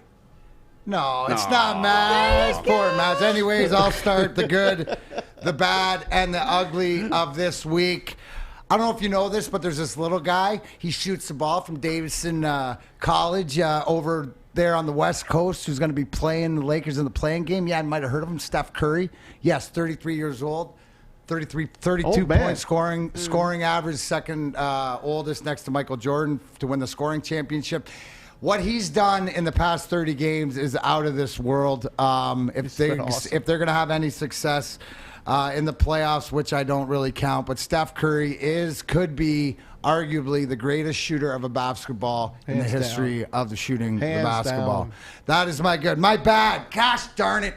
Roman Reigns retained his freaking WWF championship, beating Cesaro in sick match without the help of Seth Rollins. I think my man Cesaro, he's destined for greatness. But, hey, the head of the table, Roman Reigns, Tribal Chief, he got it done. But what a great pay-per-view on, except they brought out the zombies, so it brought it back. They had zombies out there for the preview for Army of the Dead, so don't want to go. But Roman Reigns, you suck. Cesaro won it. And my ugly, It's too bad nobody watches playoff hockey because there's three of the 4 games went to overtime. Might as well call the 4th one an overtime game too. Well, Florida and Tampa Bay. That was an overtime game. Why, Maz? Because they scored because that game With was a minute 5-4 and they scored in minute 5. Yeah, but don't worry, nobody likes hockey. So it was great. Don't want to talk about Very hockey. entertaining. I saw a lot of people on Twitter. Nobody watches hockey. No, Don't talk about it. Very entertaining. Very, I'll talk about it on very grind time. entertaining. All right. Maz, so what was your almost all 3 goods? Almost doesn't count. My all 3 goods would have been the Hall of Fame induction by Kobe. Also the. You want to play that at Vanessa Bryant again? No more. Guys, of course. I just wanted to get through the first segment because I was like, I can't cry, and I cried. Yeah, my 3 goods would be Kobe going in with Vanessa, bringing him in, MJ bringing him in, obviously Ben Wallace and Chris Webber getting in next year, and Steph Curry kicking butt, as he always does. So that would have been my 3 goods. But I'll go with my 1 good. It's going to be my guy, Ben Wallace. I'm so proud that he's going in. The 2004 Pistons was special team here in Detroit, just like the 97 Red Wings, just like the 84 Tigers and the 68 Tigers, and I guess the 57 Lions. I wasn't even around for that one. But nonetheless, real special guy. I love defense. And those games were 75-73 games. I mean, you don't see that anymore. A lot of people didn't like it back then. That's because they didn't have Ben Wallace. We did, and we're blessed to have him. And the only guy to go in the Hall of Fame that was not drafted, Virginia Union. What the hell's Virginia Union? Well, that's where he came from, and he's going in the Hall of Fame. The fear of the fro, baby. He is going in. My bad is Bob Baffert's horses this past weekend in the Preakness Medina Spirit, a lackluster third in a race that he should have wired the field in. And Concert Tour, his other great colt, who was really terrific up till this race. Mike Smith, great jockey, rode him, said he had nothing. He was empty. He finished 9th, 38 lengths behind the winner. It makes me scratch my head. I don't have much hair left, as you know. But I scratch my head because I defend Bob Baffert winning 7 championships, 7 Kentucky Derbies, and all the rest of the Triple Crowns, American Pharoah, Justify. I close my eyes and try to say that maybe he's not a cheater, but it bothers me. It bothers me that the way these horses ran. Bob Baffert is a cheater. They were tested like 17 times this past week to make sure they had nothing in them. They had nothing in them, and they looked like they had nothing in them. That's my bad. And my ugly, I go back to Friday, and Jeannie Buss, the owner of the Lakers, she goes on it's called All the Smoke podcast in April, and Buss declared her all-time Lakers team. Kareem Abdul-Jabbar, great. Kobe Bryant, of course. Magic Johnson. And now you ready for the next 2? LeBron James and Phil Jackson. She leaves out Jerry West, the freaking logo, who ran the freaking team, who drafted all those players, and she leaves out Shaquille O'Neal. I mean, are you kidding me, Jeannie? Are you kidding me? Of course, everyone knows she dates Phil Jackson. Right. Phil was a terrific coach. Don't get me wrong. But he don't win without those freaking players. He don't win. Look what happened when he went to the Knicks. He fell on his freaking face. I rest my case. Phil, you've had a great career. You were a New York Knick, number 18. I loved you back then. You're a terrific coach. But no way, Jeannie Buss. Wake up, honey. Wow. You don't leave Shaquille O'Neal and Jerry West off your all-time Laker team. You know the shot I made unless you Yeah, you can't. Please. You absolutely can't. Wake up, girl. All right, guys. So here are mine. So Sunday, I asked my husband, hey, honey, did we lose any money in golf? He said, no, babe, we didn't. I said, okay, cool. Did we win any? He goes, no, babe, we didn't. I was like, oh, shucks. You broke even. Yeah, at least we didn't lose, right? That's what he told me Sunday night. So my good was, as of Sunday night, we didn't lose any money on the PGA. The bad was we lost money everywhere on the Preakness, right? But to me, the worst part was we're betting on the horses, and this is what I'm saying. It's to be. I got to go home and do some forensic accounting here on all of our bets. We were betting a lot everywhere, small bets this time. You know what they call that? You're like a drunken sailor. That's pretty much like what was happening. We were like, no, take this one. No, put it this way. Do it this way, right? But we did. D-Mac, I told him, I said, you can't go all in like we did last time on 1 or 2 horses. We went 200 on one and then 100 on the other. We got to do smaller bets. Like, let's get a taste of the pie. We don't need to own the whole pie, right? So we did quite a bit of $20, $30 bets. And so we lost. And the worst part is my stepson was sitting on the couch right before the race. And he was like, guys, I like that one. And we're like, which one? He's like, this one right here, the one in pink, the 6 horse. And my husband and I were like, what are you, that skinny, scrawny little thing? Like, what are you talking about? Why don't you want like the big stallion? He was like, well, you guys asked which one I wanted. I like this one. We were like, we're not going to put any money on that horse. It's a worst horse. Like, he's barely, he needs to eat or something. He's a little thing, right? Sure enough, we're watching the race, and this little pink horse that we were giving so much grief over is winning the whole thing. So your ugly is that you should have listened to your stepson. That was the bad. That was the bad. Oh, that was bad. The ugly was, it gets worse, right? This morning, I'm talking to my husband, and he's like, I say something about the PGA, or like, who are we going to put our bets in for the next one? And he was like, man, I'm so mad, Pilar. I tried this new app that I was betting on, and it was, if you lose, you don't really lose the money. He's like, so the $200 that I bet on Jordan Spieth, we lost it all. And I was like, well, I thought you said we didn't lose any money on PGA. I was like, that's it. You're grounded from the PGA bets. So apparently, there we go. This is what it was at my house. That's really scary. What position did Spieth fall in? Did he finish in? 5th. Okay, so your husband made a mistake, but if you finished first, second, or third, you got your money back. If you finished second or third, right? But 4th, 5th, 6th, you're out of luck. Horse race. That's horse racing too. But no, you're talking about horse racing. No.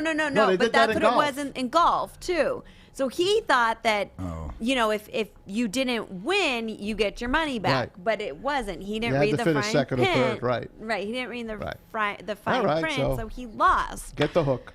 I tell you. All right, guys, let us know what were your good, bad, and the ugly over the weekend. How did you guys do? So, hold on. Did anybody have the 6 horse? 1 sec. I just realized. So you're way better drinker than you are a gambler. That's 100%. 100%. So that's just got self-awareness. I like it. All right, 100%. So hit us up on our social media at Woodward Sports. When we come back, we're going to talk about Lions having their very first rookie mini camp. Someone was missing, though. Yes, good stuff there, my friends. So stick around. You're tuning into The Hook on Woodward Sports Network. We are here, downtown Fenton, my favorite Bridge Street Exchange. That's right. And you want to switch up your wardrobe this summer? It's this easy. You ready, Joey? I'm ready. All right, you ready? I like it. You want to do it again? Yeah, let's do it again. All right. Ooh, Brixton. Nice. One more time? Yes. Ooh, I like the hat on this one, too. You ready to do it one more time, Joey? I'm getting tired. One last one. All right, let's change it. Bro, where's your shirt? You need new clothes this summer. Bridge Street Exchange in Fenton. That's where you need to go. Thank you, guys. Hey guys, D-Mac here for 8 Mile Vodka. Don't tell me what, tell me who. 8 Mile Vodka, born in Detroit, distilled in single 90-liter batches to allow for optimal quality control. Carbon air filtered, aerated, bottled at the perfect time to produce a subtle taste with smooth finish and character all its own. Pilar says it's unbelievably, exceptionally premium vodka. It can be chilled and enjoyed straight, mixed, create an exceptional cocktail. Now, next time you're at Myers or any bar, ask for 8 Mile Vodka, but as Pilar always says, if you drink, drink responsibly. Welcome back to The Hook on Woodward Sports Network, Detroit's all-digital sports network, live from MyBookie Studios. All right, guys, don't forget, coming up in our very next segment, we want you guys to give us a call, 313-552-6322, because we will be getting to our Get Home with Hall Financial Sports Trivia. It's a Monday. We're taking it pretty easy on you guys, so don't be shy. Give us a call, 313-552-6322. They weren't as tough as last Friday. No, they're not tough. They were really tough. You got crazy last Friday. All right, Maz, let's get to your sports update. You got it. We talked about it already. And thank you to mybookie.ag. Don't forget, use that promo code Woodward. They'll match your first deposit halfway to $1,000. Matter of fact, all the way to $1,000. Put $100 in, get $100. Put $1,000 in, get $1,000. Or Woodward10 as the promo code and get a free $10 play. I'm going to give you 4 excellent baseball games coming up. And we talked about it already. Ben Wallace and Chris Webber get to hear their name called. Next year, they're going in the Basketball Hall of Fame class of 2021. Big Ben, of course, the first undrafted player to make it all the way to Springfield, 4-time All-Star, 4-time Defensive Player of the Year for the NBA champion Detroit Pistons back in 2004. And, of course, Chris Webber, Michigan man, went to the finalist, of course, for the last 5 years. Finally gets the nod. Detroit Country Day, Michigan Fab 5, NBA top pick, Rookie of the Year, 20 and 15 for his whole career. Congratulations to them. They go in with Paul Pierce, Chris Bosh, Bill Russell as a coach, Rick Adelman, Jay Wright, and Lauren Jackson, Yolanda Griffith, all going in next year. Kobe Bryant went in yesterday along with KG, Kevin Garnett, and it was a heck of a thing last night. Just a beautiful ceremony, and not a dry eye in the house. NBA playoffs start tomorrow night. The East playing game. Steph Curry, meanwhile, locks up the scoring title. At 33 years old, the oldest player to bring it home since MJ did it back in 1998. Warriors, they locked up the 8th seed. They played the number 7 seed, the Lakers, coming up on Wednesday night. That should be fun. Tigers, meanwhile, start a 6-game road trip. They play 3 with Seattle. Coming up, Yusei Kikuchi against KC Mize, the matchup from Safeco tonight. 10-10 for the first pitch. You're going to have to get a little nap in if you want to finish that Tigers game. NHL Stanley Cup playoffs, they didn't disappoint as usual. 3 overtime games and another 1-goal game. All the winners, the Caps, the Isles, the Wild, and the Lightning. Couple of game ones tonight. You get the Hurricanes in Nashville, the Avalanche, and the Blues in Game 2 of the Capitals and Bruins. On this day in sports, we go back 25 years ago. D-Mac, you better close your eyes. It's going to be a hockey highlight. I don't want to see with that. The captain. Nobody wants to see hockey. This is meaningless. Let's play it anyway. Gretzky had it, lost it. Yzerman picks it up. Yzerman moving. Blue line chance. It's a great goal, but we didn't win the cup that year. I mean, you're not supposed to score from 58 talk, feet no one in the watches. NHL. Take a look at it. Center ice, it deflects off by Gretzky. Taken by Yzerman. Cuts behind Citarelli. Tries to find it. Unbelievable. I was 6th in the pile. You I was were? one of the first off the bench, yeah. I got in there good. You know what makes Not that that extra anybody special? cares, it's only hockey. You know what makes that extra special? Wayne Gretzky. It went right off of him into the net. I mean, I think it grazed his leg. Don't you think it grazed the great one's leg when he shot that? No. You don't think so? That didn't graze nobody's leg. You That don't was think just so? tough All right, well, shattered. You know can't what? even. Gretzky was in his way, and he put it around Gretzky then. He put some English on it, and it went in. But Gretzky was on the ice. There you go. on that Gretzky play. took a ticky. Maz is happy Watch. because Here it Gretzky comes. went Here it ticky comes. one on this one. Ooh. That is just, you can't place it any better. I know. Yeah. That's crazy. And we go back to 1983. My favorite all-time team. There's a lot of them, isn't there? The New York Islanders won their 4th What are you and showing final. hockey highlights for, Maz? No one cares. Their 4th and final Stanley Cup, a 4-0 sweep of the Edmonton Oilers. And guess what, man? They should have won 5 in a row, but they ran into that young Edmonton Oilers team the following year, and they wind up losing in 5 games. So the Oilers are celebrating, Mac, and I think you know this story. Pilar, I want to tell you this. This is after the Islanders won 4 Stanley Cups in a row. They lose the 5th to this young Stanley Cup champion team, the Edmonton Oilers. Wayne Gretzky, Mark Messier, go on and on. Grant Fuhr in goal. One of the greatest teams of all time. Beats them. They're celebrating. The Islanders go to their locker room, and they're wondering, I'm going to take it back a year. I apologize. Take it back a year. When the Islanders won their 4th Stanley Cup against the Oilers are despondent, young team. They're wondering, will we ever get back there again? I wonder how the Islanders are celebrating. They passed the Islanders locker room at Uniondale in Long Island, at the Coliseum. Shithole. Huh? Shithole. But it was our shithole, nonetheless. Fucking shithole. The Islanders, instead of like sipping the champagne and celebrating, you see all these older guys sitting there with ice packs on their legs, ice on their heads, drinking a few beers, just laying back. It just took so much out of them. Matt, what does it take out of a team to win 16 games in a playoff? No, but Maz, you nailed it. This is a team, and this like the Islanders team that had won 3 in a row, had won 4 in a row. They've gone the duration. So it's the same thing as you look at like us, 95, 96, 97, 98, 99. I mean, there's a duration stretch in there. I think Nick Lidstrom played 400 and some games over 4 years. God. You know, so it wilts it down. And what it is, what you saw, and you've seen it at different times, is the passing of the guard, right? There's the passing of the guard, but the veteran even though team, they won. What? Even though they won the championship, because it wasn't their first win, right. wasn't their second, wasn't their third. That sort of reminds me of... It's just something. If it ever reminded me of something, it's the same feeling after winning... in 98 in Washington because of the Believe year in Vladdy. You were excited, but it was more of this relief and this. It was. Then it was more of this like accomplishment that we did it together.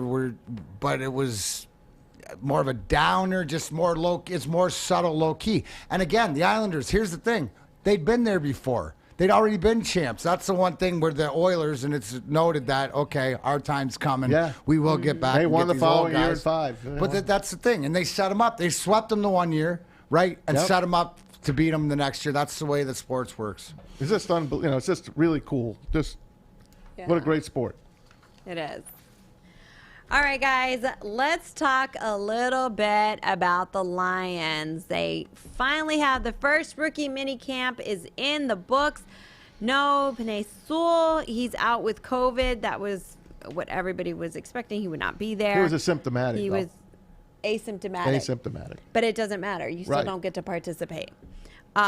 So it sucks. We would have loved to have seen him, but I am happy that all the reports are that he looks like he's coming in this week. He's fine. Yeah. Because my biggest concern was when, Corey came in here to break the news last week, that what are going to be the long-term effects of this? How is he going to be affected? But so far, it looks like he's going to be okay. So that's great news for us and our number 1 pick. Can I just ask a question, just to sort of, did you guys, and this personally for all of us and the people out there, because we're talking about the COVID, but since this was like the first weekend, did you notice anything different? Were you out and about? Did you notice far as mass protocol or people, because I'll explain, for me, I played Links and Novi and the golf and whatever, and still people were respectful of the space and stuff like this, but it was being outside. It was just so much more important because that's like the first full event. Yeah. Then I did that comedy out for Habitat for Humanity out in Heartland, which was an outdoor event, which was great underneath the tent and stuff. But it was like the first and beautiful night, and just to be out again. It was the first time really in like a year and a half just to be able to say, wow, this is sort of normal. I was just wondering if you guys had any of those experiences. I was over at the 2 weekend. games this weekend. I went Friday night to the Tigers. Oh, no mask? Wait. How was your section? Did you have to wear a mask, or did a guy tell you not to wear a mask? No one came down to bother us. We didn't wear a mask. Did anybody ask you for your vaccine card or anything? When we walked into the stadium, you still have to be screened. You have to answer the question, the survey. As of now, you still have to answer the survey. But that's the end of the homestand now. Does the survey ask if you've been vaccinated? No, it just asks you have you been around around, all that kind of stuff. And then the next homestand, I doubt they're going to do this anymore, because the Saturday when I went, there was hardly a mask to be seen. To be honest with you, just like that. It was a big difference. That's what I was wondering about you, Pilar. So for me, no. I mean, I haven't been going into any areas that are still crowded because I'm still being very careful, obviously. I went to go get a massage. The therapist still used a mask, and I was still required to use a mask, which I'm completely fine with. And then I went to grab brunch. They still used a mask, and they still required people indoors. Restaurant people are still using it, and Comerica Park employees are still using it. Yeah. Until they completely, I think, let things go. I think that's the way you're going to see it. I guess I'm comfortable that way. I guess though. my question would be, yes, that's the thing. Tom, were you like, because I noticed for the first time where it seemed like it, you know, like progress, like things were lifting, but people were responsible. Like, did you? I noticed that, but I also noticed things sort of getting better there's tons of people out. And the weather had to help, right? The weather this weekend was Kroger still, people have them on in Kroger still. I wore mine below my nose this time. I'm trying to slowly but surely get rid of it. I took it below my nose, and no one bothered me. I think that here's the truth of how it is. So even though it's no longer, because it's going to be masked. There's mask. I got my mask, but, you know, if you're going to bust my balls, I'll put it up. Yeah, so I think that while it's no longer a government mandate in our state to wear a mask, as a business, you still have the right to say masks are required. And I appreciate that. I'm happy that it wasn't like, hey, let's all go crazy, especially at places where I'm getting my groceries. I did go to the grocery store too, and I still had to wear a mask. I would have worn it anyways, but they still made you wear a mask. There's still somebody outside. And there's still somebody outside counting capacity. So I don't think the Lions wore masks this weekend in minicamp, though. No. And I don't think the kids in sports. Hey, my St. Joan girls, we won on Saturday, softball. We didn't wear masks. Okay, we played. Both teams did not play masks. That's more my question too. Is that what for the kids and for the outdoor sports and stuff like that? But Maddie still had to go get tested yesterday. So did Abby. For the week, you have to be tested. Once you're cleared as an athlete, you go for the rest of the week. But that's a joke. You know, they're testing themselves. They're testing not themselves. Really even my daughter's swabbing. barely tickling her nose at this point. Fish, what do you have for us? Your daughter's in high school, right? Yes. I have one daughter in 8th grade and 2 in high school. So the high school one, they have to wear masks, right? Right now, they're wearing masks. Yeah, because last I saw the high school, the MHSAA did not change their requirements. Right, they have not changed that yet, but they do get tested once a week now. It's not every day like they said it was going to be. Yeah, I mean, the fact that they're having kids, I mean, I can't get some of that's these cute, kids G. I appreciate that. I know we're hockey town, and you care, but some people don't care anymore. This is hockey town. I'm sorry, I get it, but people don't town. care about hockey. I've been told that hockey, people don't like hockey. There so is until one thing people that I write in knew- and tell me that they want hockey, I'm not talking hockey. There's one thing that I remember when I moved to Detroit 5, almost 6 years ago was I am moving to hockey town. I didn't know anything else about Detroit. What year was this? Other than that was 5.5 years ago. Okay. Almost 6 years ago. I'm moving into hockey town.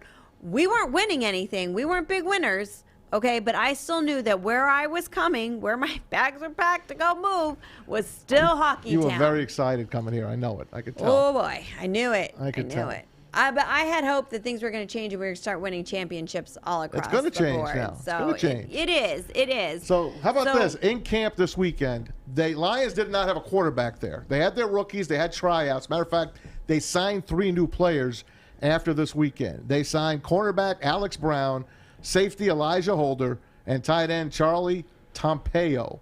Those are the 3 that they signed. They had Mark Brunell, who was the quarterback's coach, former Jaguars quarterback, went to a couple AFC championship games, and Antoine Randall L., who is coaching the running backs, but of course everyone knows he was a quarterback as well.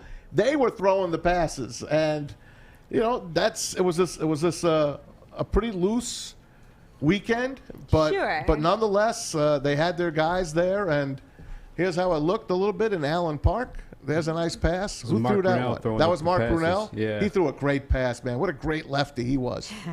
I loved Mark Brunell. And I'll tell you, this Lion coaching staff, they double duty, Mac. Not only can they coach, but they can still play. That's the thing. I told you. Do you know there's 7-on-7 team if they play coach? See, around the league, sorry.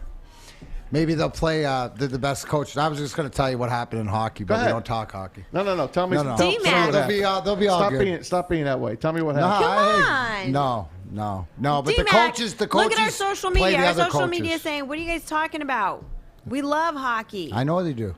I know. So tell your stories. I We just love to did. hear They got a them. great 7-on-7 team, and sometimes the coaches, because they have pregame skates on the road that they play the other teams. Like the Maple Leafs and the Wings, the equipment guys used to have absolutely every year because you only play them once. go to Toronto once, come here once. That the equipment guys, and the assistant coaches. So I'm sure it's the same way that they're out there in the field before the games that we never see, still yucking it up with the other guys on the other teams. But it's nice to see. Hey, the guys at Barstool Sports, big following, as everyone knows. They caught up with Dan Campbell this past weekend, and Dan is just being, loosey-goosey with them. He's a great interview. People want him. We've asked for him. We're hoping to get him here pretty soon. We asked for Brad Holmes. We've asked for everybody. Hopefully the Lions are going to be giving them to us. But, the other guys got 1 million+ followers. They're going to get the interviews. Anyway, they talked to Dan Campbell, and they asked him, what would you do to win a Super Bowl? He's like, I'd let a lion gnaw off my arm to win a Super Bowl. And then he got into, hey, I wouldn't mind having a lion as a pet. Check Dan Campbell out with the guys from Barstool. I'll tell you what I would really love to do just in general, and I've talked to Sheila about this. I don't think we're going to be able to do it, but I would love to literally just have a pet lion. Yes. Just a legit pet lion on a chain, a big-ass chain, and he really is my pet. We just walk around the building. We go out to practice. We're at 7-on-7. We're behind the kicker when he's kicking. We're just – there we are. On the sidelines, yeah. Yeah, you should. You know what you should do is you should get 2 of them and put them on each sideline and just teach the guys not to go out of bounds. Don't avoid contact.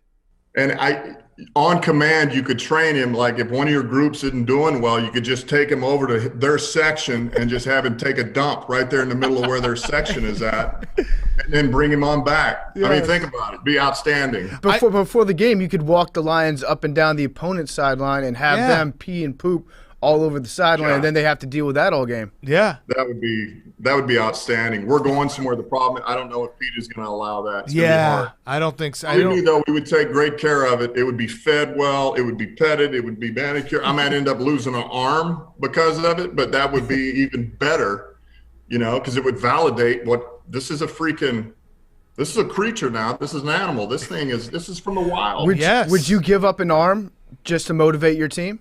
Ooh, possibly for Super Bowl. If I said, Dan Campbell, you are going to win a Super Bowl in Detroit. Yes. There it is. 1 arm. Yes. That your move, Mike Vrabel.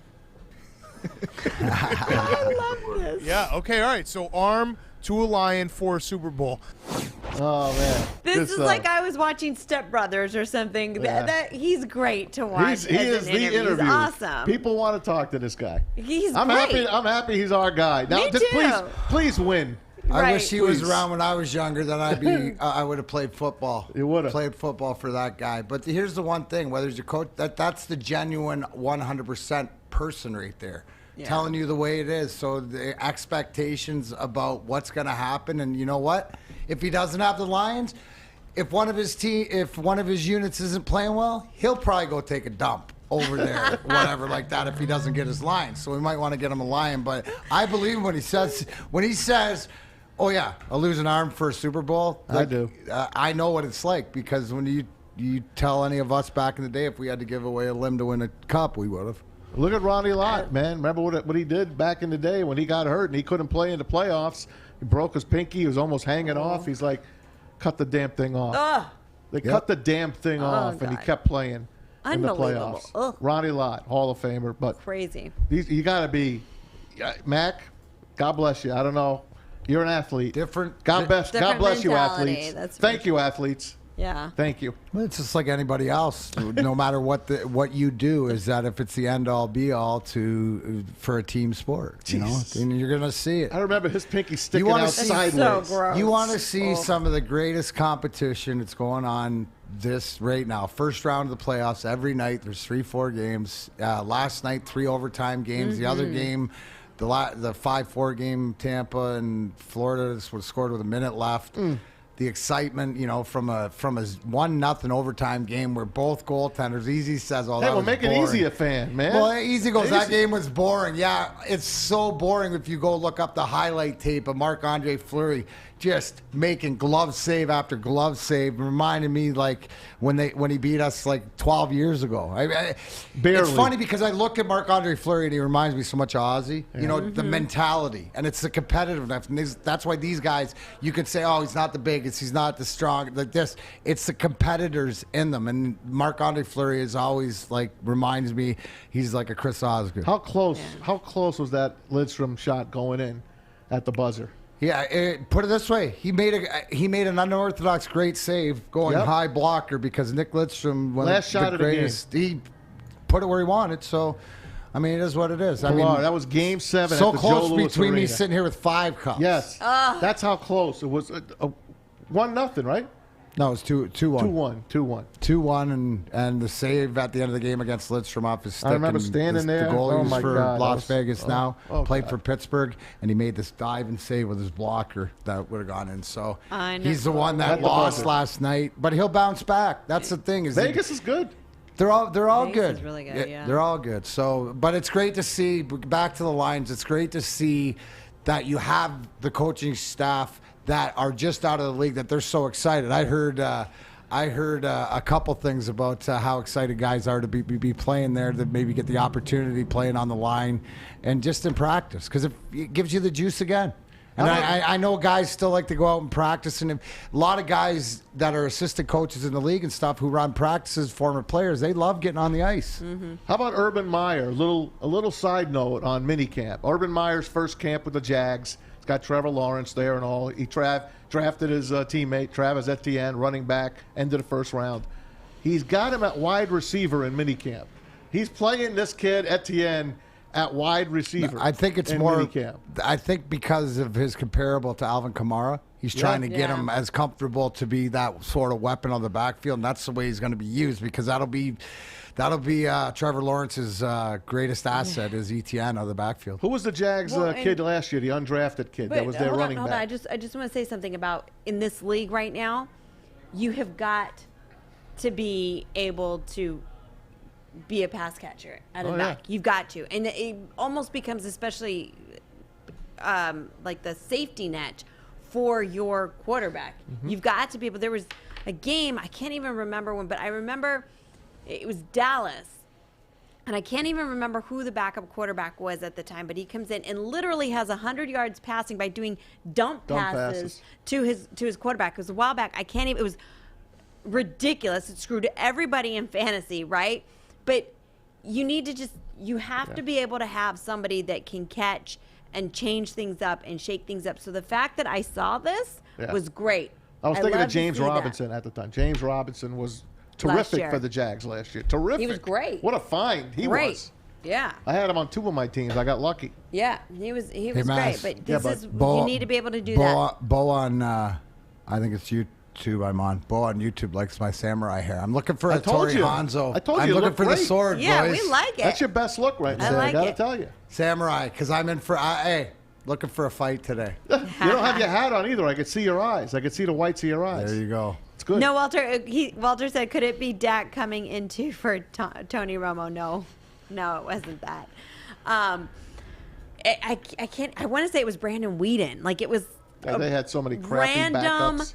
Random day. Like seriously, this is how it's gonna go down. 100 yards from just dump passes. Like 10 dump passes. Seriously, that's how it went down. Easy. What do you have for us? I think Golden Tate was a running back at Notre Dame in college. And here he is in the NFL, doing his thing. Yeah. I always thought he was a wideout. Quite a bit of guys that check it out. will play certain positions and then come out of the league or come into the NFL and do. But I just feel that for your running back, you've got to be able to catch the ball in this league. You have got to be able to catch the ball and block.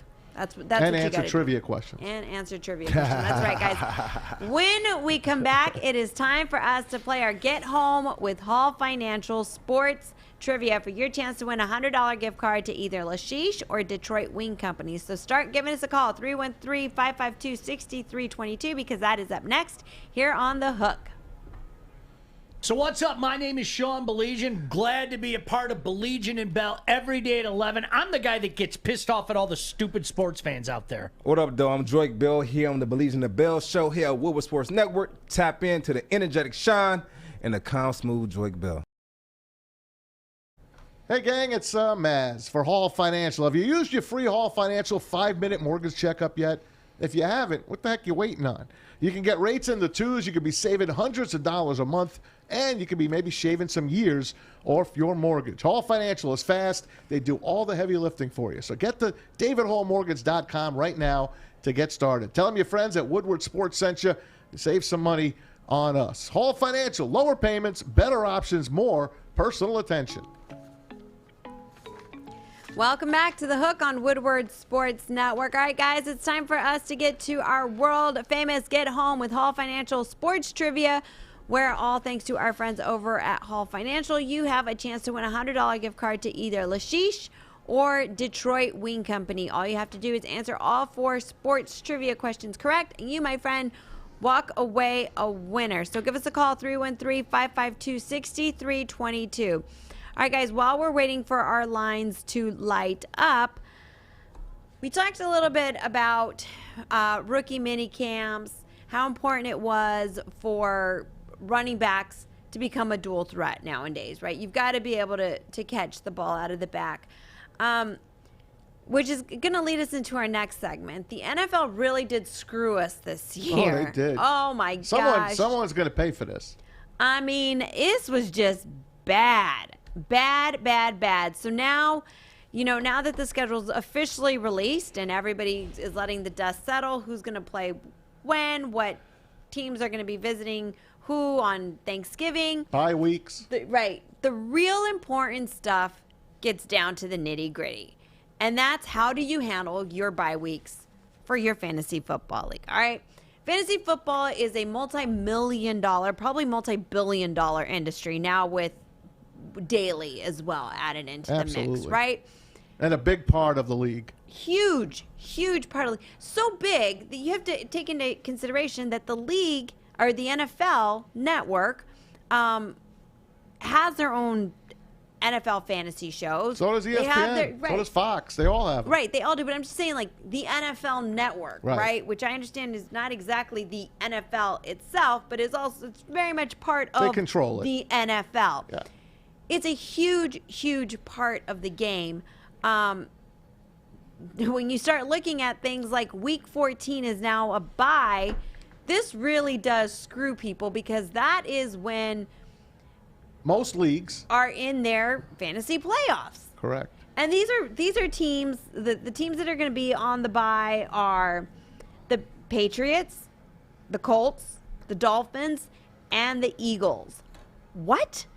Okay, I'm looking at receivers here and possibly quarterbacks. Patriots and Eagles, these are possibly quarterbacks you're going to have that you're going to need to rely on to get you to the next level of your fantasy leagues. Now, so every league is going to approach this differently, right? And try to change things up, break it up into sections. It's still going to screw everything up, though. It's still, and then there's other leagues that who knows what they're going to do, right? They can just say, forget it. It's what it is, but.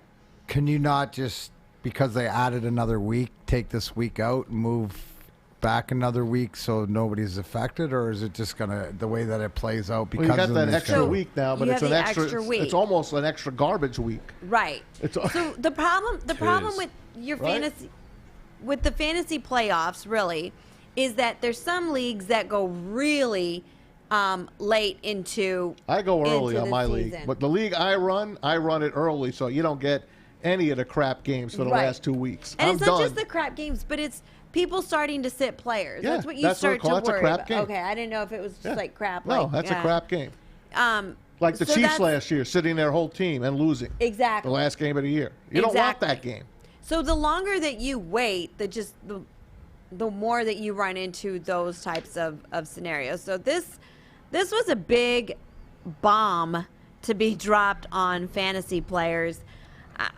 I mean, I wish that they would just go back and say, you know what, let's just change the schedule and have these teams on another bye. This won't happen again after this year. I'll tell you that right now, because they've opened up a big can of worms. So here's the kicker: you've got to draft extra people now. You don't draft the second quarterback. I don't draft a second now quarterback. You have to. I pick them up. No, you're not going to be picking anyone up in week 14 then. Well, I was going to say, yeah, it changes everything. I mean, the way that I always draft, and I always recommend people how they draft, is you make sure that you're paying attention to how many players you're taking that have got the same bye weeks and which positions you've got taking the same bye week. Some people love to go heavy on a certain team, right? Well, then what are you going to do on your bye week when your studs are all sitting out that week, right? And then by the time bye weeks happen, you're already looking at injury problems. So, but last year with COVID and how they would have to move the schedule along, that screwed us in fantasy. It was becoming very like,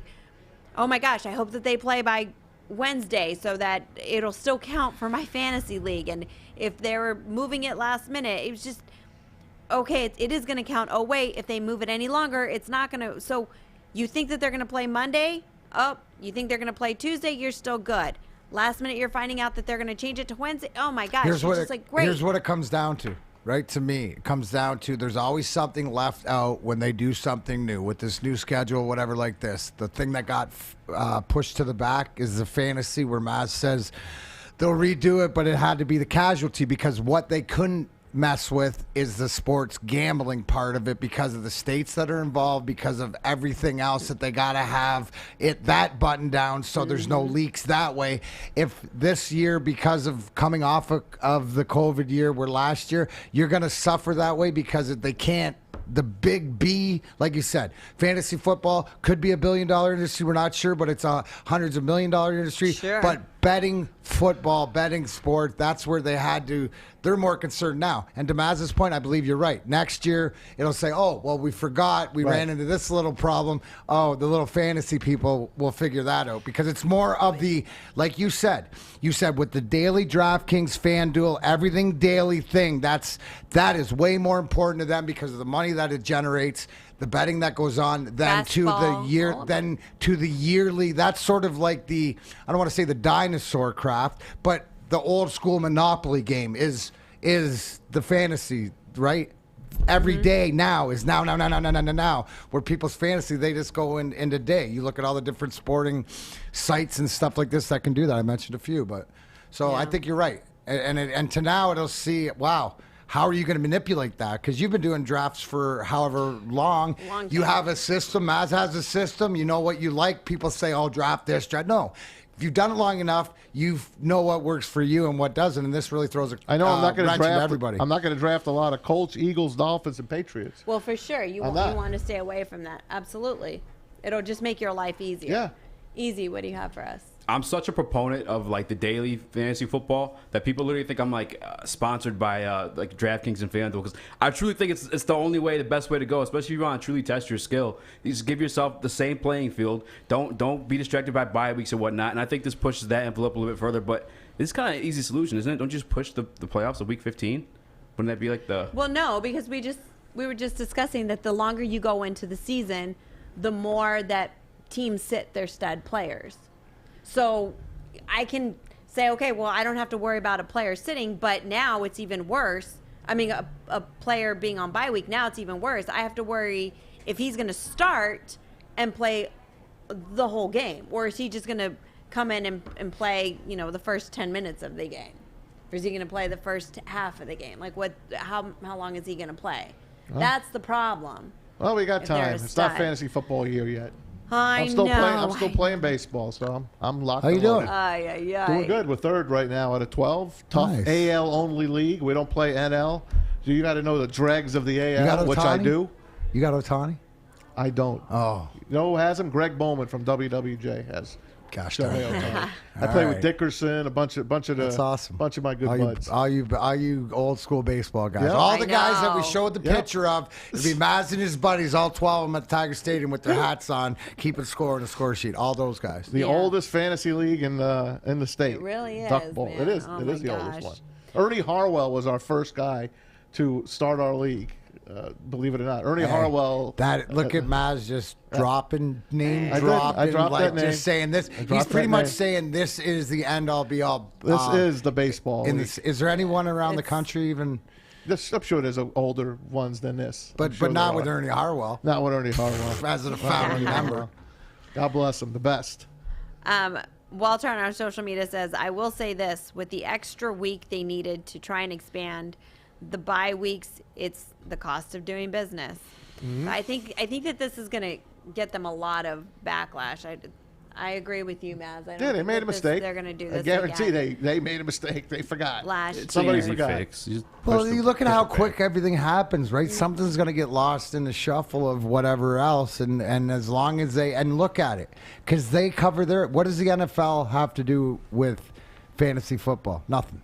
right? Bullshit. Well, no, they No, they but have no, a but lot. I'm saying they not get not. sponsorship off of it. I'm saying that. Where's their dollar as far as when everything else? They got to take the machine and go, we need this. TV, and at right? the end of the day, that's the thing that got lost in the shuffle. It's sort of like the press box at LCA. Sure. Yep, absolutely. I mean, they got so wrapped up, and I feel like the TV press box deals at and LCA. stuff, so You mean at the Joe? The forgotten the press box. at the That's Joe. what I meant. The press box at We knew LCA what is you nice. Press box We at knew Joe what you Louis meant. Arena. Yes. Yes. The We press knew box what that you was meant. There was no forgotten. press box. Well, they put it in after the Yes. fact. This is an after the fact thing. Correct. yeah. That's Jason- what I meant. That's why it was confusing. Jason says Maz used to dial Ernie on rotary Oh, dial phones my. for trades. What did he say? Did you do the rotary? What did he say? You weren't playing. Used to dial Ernie on the rotary phone for trades. That's right. Oh, Do you know my God. for us to No, make you a used to go like transaction? Hey, Yeah, there Ernie you Harbaugh, go. please. do you know how we made our transactions back then? We had the name of the league is called Duck Ball. We would call the Duck Ball hotline on Sunday night. It was the commissioner's phone, and you would have to put your transactions on the freaking answering machine. That's how we would do our transactions when we You were first started. playing that far? Yeah. Wow. Yeah. Because that was a long time ago. I The remember Duck Ball hotline, we called it. when I was working at Sirius XM, those were the stories that the guys from that Yeah. era I've been used playing to tell rotisserie, me babe, from all the way back. The baseball was that's how they We see used it. to I was keep like, score. no. My fantasy football, we kept score on paper. Wow. On paper, we only had touchdowns, field goals, safeties, no yards, none of that crap. It was just strictly points. Wow. That Yeah. sounds I mean awful. now, what's that? That sounds awful. I had Dan know. Marino as my quarterback.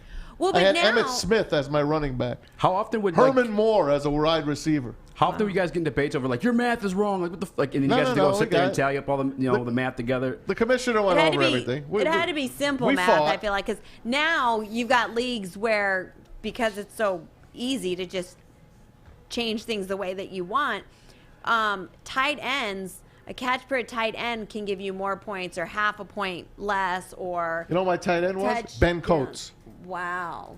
Ben Yeah, Coates. you can really But he was a tailor New things England now. Patriot. Yeah, this is. Wait didn't a care. sec. I So didn't care. wait, that It throws was away my. pre-Brady. Oh, So we only wait, hated but the he was still. Patriots. I understand before. that, but when Parcells was there, I rooted for them for that 3 year So run. your hatred wasn't to. It's not like the Patriots. Boston Red No, Sox. it is. It But still the is. tuna was there. I know. So you tunified it? And I bought a Patriot old school. No, Pat the you didn't. Patriot. This is just travesty. Only for Bill Parcells. Wow. That was That's it. loyalty. And I gave it away after he left. What if the tuna told you that you had to wear a Tom Brady jersey? Would you do it? I would do You it. would? See, there you go. See, I respect that. But you got to understand, there's buttons to Maz. How you get them. The Mazology. Bill Parcells is my hero. That's my guy. Wow, really? Yeah, I that's can't the guy. believe. And he said it just like you heard. You said Dan it like Dan Campbell Campbell getting his saying, arm yeah, bit off by a yeah, lion. he That's can how take matter my- of fact take it my is, and arm. I It was believe very- him. Wow, that's I rooted for him in that crazy. Super All right, Bowl Walter, against the get a hold of Packers. Bill Parcells. Yeah, We'll that's get what this needs to done. happen.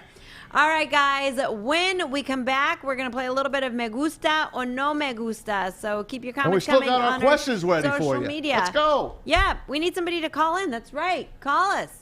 What's wrong? It's a Monday. Are y'all's phones not working? 313-552-6322. They're easy questions today, guys. Easy. I'm telling you. Call us. 313-552-6322. All right, guys. Don't go anywhere. You're tuning into The Hook on Woodward Sports Network.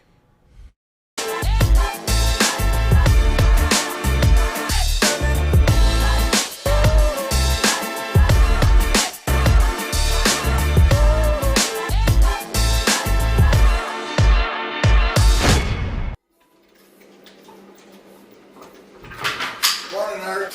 Morning, D-Mac.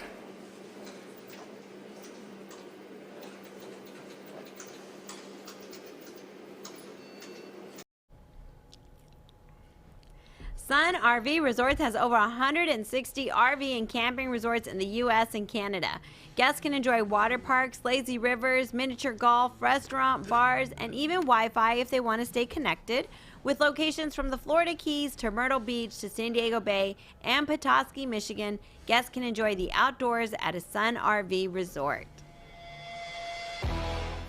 Welcome back to The Hook on Woodward Sports Network. Guys, It is time for us to play Me Gusta or No Me Gusta. And also, we're still waiting for somebody to call in. What's going on today, guys? 313-552-6322 for your chance to win a $100 gift card to either Lashish or Detroit Wing Company. All brought to you by our friends over at Hall Financial. All right, so let's get to the question today, or the statement for Me Gusta or No Me Gusta. We'd love for you guys to play along on our social media at Woodward Sports. Very simple. If you like the statement I'm about to say, you say Me Gusta. If you don't like it, No Me Gusta. Are you guys ready? Mm-hmm. Okay. Bob Baffert's Medina Spirit and concert tour ran poorly in the Preakness due to steroid withdrawal. Dun, dun, dun. Me gusta or no me gusta? Tom, you go first. Sure looks like it. Right? Medina should have won this race for fun. He had it his own way. Midnight Bourbon was a good foe for him. He never let a horse pass him before. Medina, he got passed at the top of the stretch by Midnight Bourbon, and he kind of quit after that. And Ron Bauer came rolling down the stretch and beat them all anyway. But I didn't like the way he ran. He didn't have that same vigor he had in the Derby. And Concert Tour is a terrific horse. He might even be better than Medina Spirit. When Mike Smith, who's the best jock ever, tells you the horse had nothing, I don't understand what the hell happened. I asked him to go, and he went backwards. Something tells me something is wrong. Mm-hmm. And I'm afraid that, these horses were used to getting a little something, whether it was something for their joint pain or whatever, and they didn't get it. They were tested several times all week, and it looks like they came up empty on race day. So I've got to say, me gusta. All right, you like it. I don't like it, but I agree with it. You agree. You think that was a problem. They were Yeah. missing some juice. Something was happening. Nick on social media saying No Me Gusta. Preakness is different and runs different than the Derby. It does. It runs different, but it runs easier than the Derby because it's a shorter race.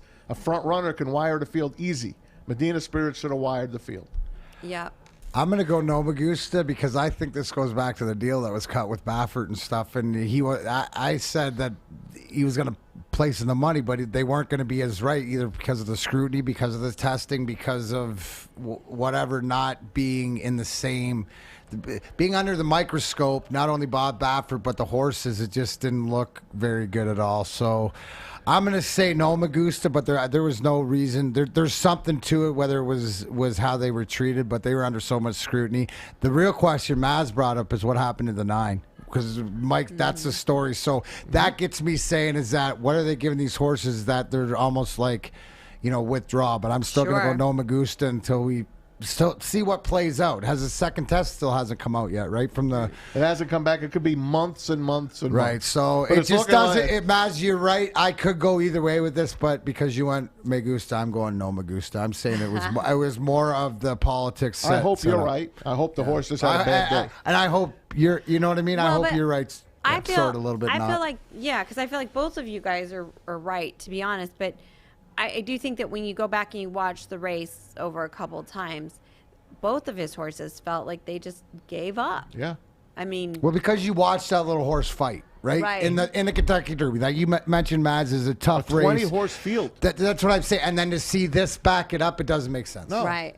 And Don't because make of the sense way. at all. Right. And here's the kicker. They didn't bet him. He was Right. 5-2 going in. Yeah. I mean, that means they were not That's betting what- him. that's- a Derby favorite comes back in the Preakness and it's like even money. 9-5, Hey, 8-5. for golf, I'm doing that for your horse race. Thank you. this weekend. Thank We you. go They there. didn't bet him. They bet Midnight Bourbon, and they kind of bet every horse in this race. There wasn't a long shot. Longest shot was that horse from Japan. He was 20-1. That's Right. not a big shot. no. Just smell. Easy. What do you have to say on this? Te gusta or no te gusta? Me gusta. The amount of times this has come up in the past before with this guy and just like sketchy stuff from what I hear from Maz. I don't know anything about the sport, but yeah, me gusta. That's for sure got to be it. It's too many things add up to equal that. Right. The coincidence that we're going to make sure that everything's going to test clean on our horses, and then expectations are completely flopped. Do you also think that maybe that's why, I know Bob Baffert had said Tom, that he wasn't going to be at the. Yeah, he at stayed the in California. He race didn't want to be the because story. He didn't want to be the story. It was a somber. right. It was a somber day. Mike Tirico and Randy Moss, Jerry Bailey, who do a phenomenal job, and I love NBC's coverage. They do a great. Eddie Olchuk, all of those guys. Brittany Urton, but they were all somber because they feel like they got pissed on by Baffert. Kind of took the fun out of the Derby. He took the Derby, and he had a horse that failed the drug test for the Derby when he got all the eyes on him. That's why I can't, for the life of me, I can't understand how could that happen? How could it happen when he's been promising, I'll get a veterinarian on my squad. This will never happen again. Never, never, never. And they swept it under the rug when Justify won the Triple Crown. He probably shouldn't have run in the Derby because he flunked the test in California. And it's swept under the and I loved it because I love Triple Crowns. I love horse racing. Sure. And it's a black eye. It sucks. I wish he would have won. I bet Me Baffert's too. 2 horses. I said this is going to be the FU to everybody. Yes. I'm betting Baffert's 2 horses, and I bet Baffert's horse to win. I bet Medina to win, and I bet him a concert tour, and I bet the trifecta with your little pig, Midnight Bourbon. Right. I put those 3 together. That was my trifecta, and it just didn't happen. Yeah, And it it sucks. didn't happen. But I was the same way, Maz. I really did want his horses to do well because I wanted him to come back and say it was a picogram, guys. Get over it. Yeah. That was Which is 1/1,000,000th absolutely- of a gram. Yes, I wanted A piece of sand in an him to say Olympic-sized just pool. everybody But I guess it works. relax. I mean, it must, Well, right? It was just what was left after the cycle. That was just a little bit that didn't get cleaned out of the system. But So- guess what? Right, I but- guess it works. Yeah. Clearly. What up, Fish? Fish, what do you have for us? Are we still doing trivia? Yeah, why not? All right, because Pete already won, but he said he's going to man up and do the trivia. Well, we got 4 minutes. We'll hold off on the trivia. I'll then. say we got 4 minutes. I'm Pete, not going to call piss us these questions tomorrow. away. I'm going to keep them for Yeah, tomorrow. they're good. They're good and they're easy, Pete guys. could say So hello, tomorrow. though, if he'd like, if he has a good phone line. You want him on? Yeah. Say hi, Pete. Pete, Hi welcome guys, to the... how's it going? Good, man. Pete. I just got back from my daughter's graduation for a PhD in psychology. Congratulations. You got another doctor in the family. Congratulations. Man, Pete and Knowles are happy. That's great, man. Did you watch anything over the weekend? Any good sports? I watched some of the hockey game. There you It was go. really good. I liked it a lot. Yeah. Very Oh, exciting you must be the one. only one, Pete. Must Very- be the only one. I'm sorry, D-Max. It was- but it me and my son love hockey. Exciting. It was an exciting weekend of hockey. Pete, thanks so much for the call. We always love to Say hi to Rose. hear your voice. Yes, say hi to the All right, family. no problem, guys. Thank you. See you, Pete Rose. Congrats on your daughter. That's incredible. Hey, before we go, I want to say Marv Albert, one of my favorite announcers of all time. Yes. I listened to him as a kid. Like you guys listened to Don Shane here and Bernie Smilovitz. I had Marv Albert on my nightly news. And, of course, he was the voice of the Rangers and Knicks on radio. No one was like him. He's calling it a career after this year, after TNT is done with the Eastern Finals of the NBA. I love this guy. This guy, to me, is the greatest basketball announcer of all time. We got some play for him.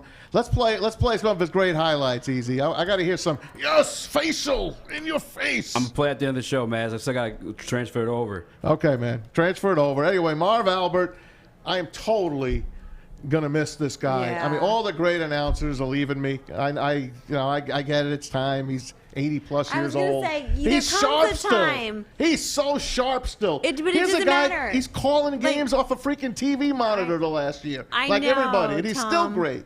I know, and that's going to be the sad part is seeing so many great people start to leave, and even though that they're sharp as a tack or whatever the saying is, there comes a time that they just want to slow down. Yeah. There comes a time. It happens. All right, guys, let's What get coaster? let's get to a Summerall. speed round of who you Why are we gonna do a like. speed round? Why can't we just do Because a round? we have a minute. So what? No, We can we get have a it in minute. We have a minute. Let's get to it. Who you like? Well, I don't like these guys because I don't like hockey, and nobody should watch hockey. But in case you do, you might want to take Carolina and Colorado in a parlay tonight. Oh yeah? Holla. How about the Islanders? Tom They don't Mazawey. play tonight. Good. Who do you like? I got 2 baseball games for you. I love the White Sox over the Twins tonight, and I like the Diamondbacks to upset the Dodgers. Madison Bumgarner over Walker Buehler. You can get big money on the D-backs and White Sox tonight. Put them together. D-back. The D-Max out of Arizona. Easy. Who you like? I just say, if you don't like hockey, I like NHL hockey playoffs. I enjoyed it. It was my first time. Nobody likes hockey. And actually observing Easy. it. No, Careful. It might cost you your job. What I like for sure, honestly, is the Panthers versus the Lightning series. If you're going to check a game out, check out one from that series. Amen. All right, guys. Fish, Guys, who we know what like? you're talking about. Fish, give us a good sport. I'll try to. Thank you. I'm going to. You're going to Australia. Melbourne Yes. United over Perfect. Illawarra Hawks, and I'm going to England. Manchester United over Fulham. Oh, All right, guys, Hell so yeah. there Premier you have Soccer it. will be all over that tomorrow. I'm going to break down Liverpool and why it's important to know their song. It is. It is. How about It the is. Troy FC? The Detroit FC. You're going to break we'll them get down? down. We're going to get. We're we'll gonna get get into down to that. that Don't worry. too. All right, You get Craig guys. on one of these days. Thank you so much to our guest, Rod Beard. We absolutely love having him on. Make sure you're giving him a follow on his social media. Big thanks to everybody who was partaking in our social media at Woodward Sports. Pete, thanks so much for calling in. We love you guys. For Fish, for Jeff, who's manning all of our social media, for Eazy D, for Tom Mazawey, and D-Mac. Yeah, I'm whatever you Pilar. do, don't watch that Boston-Washington game tonight. It's going to suck. We'll see y'all tomorrow. You're tuning into The Hook on Woodward Sports Here comes Network. Marv Albert. George is right back. Miami gets back. And George in the face of Bosch. Serving up a facial. James for... Here comes George. Got the step and stuffs one move and counts in the foul. He beat LeBron James with that quick step.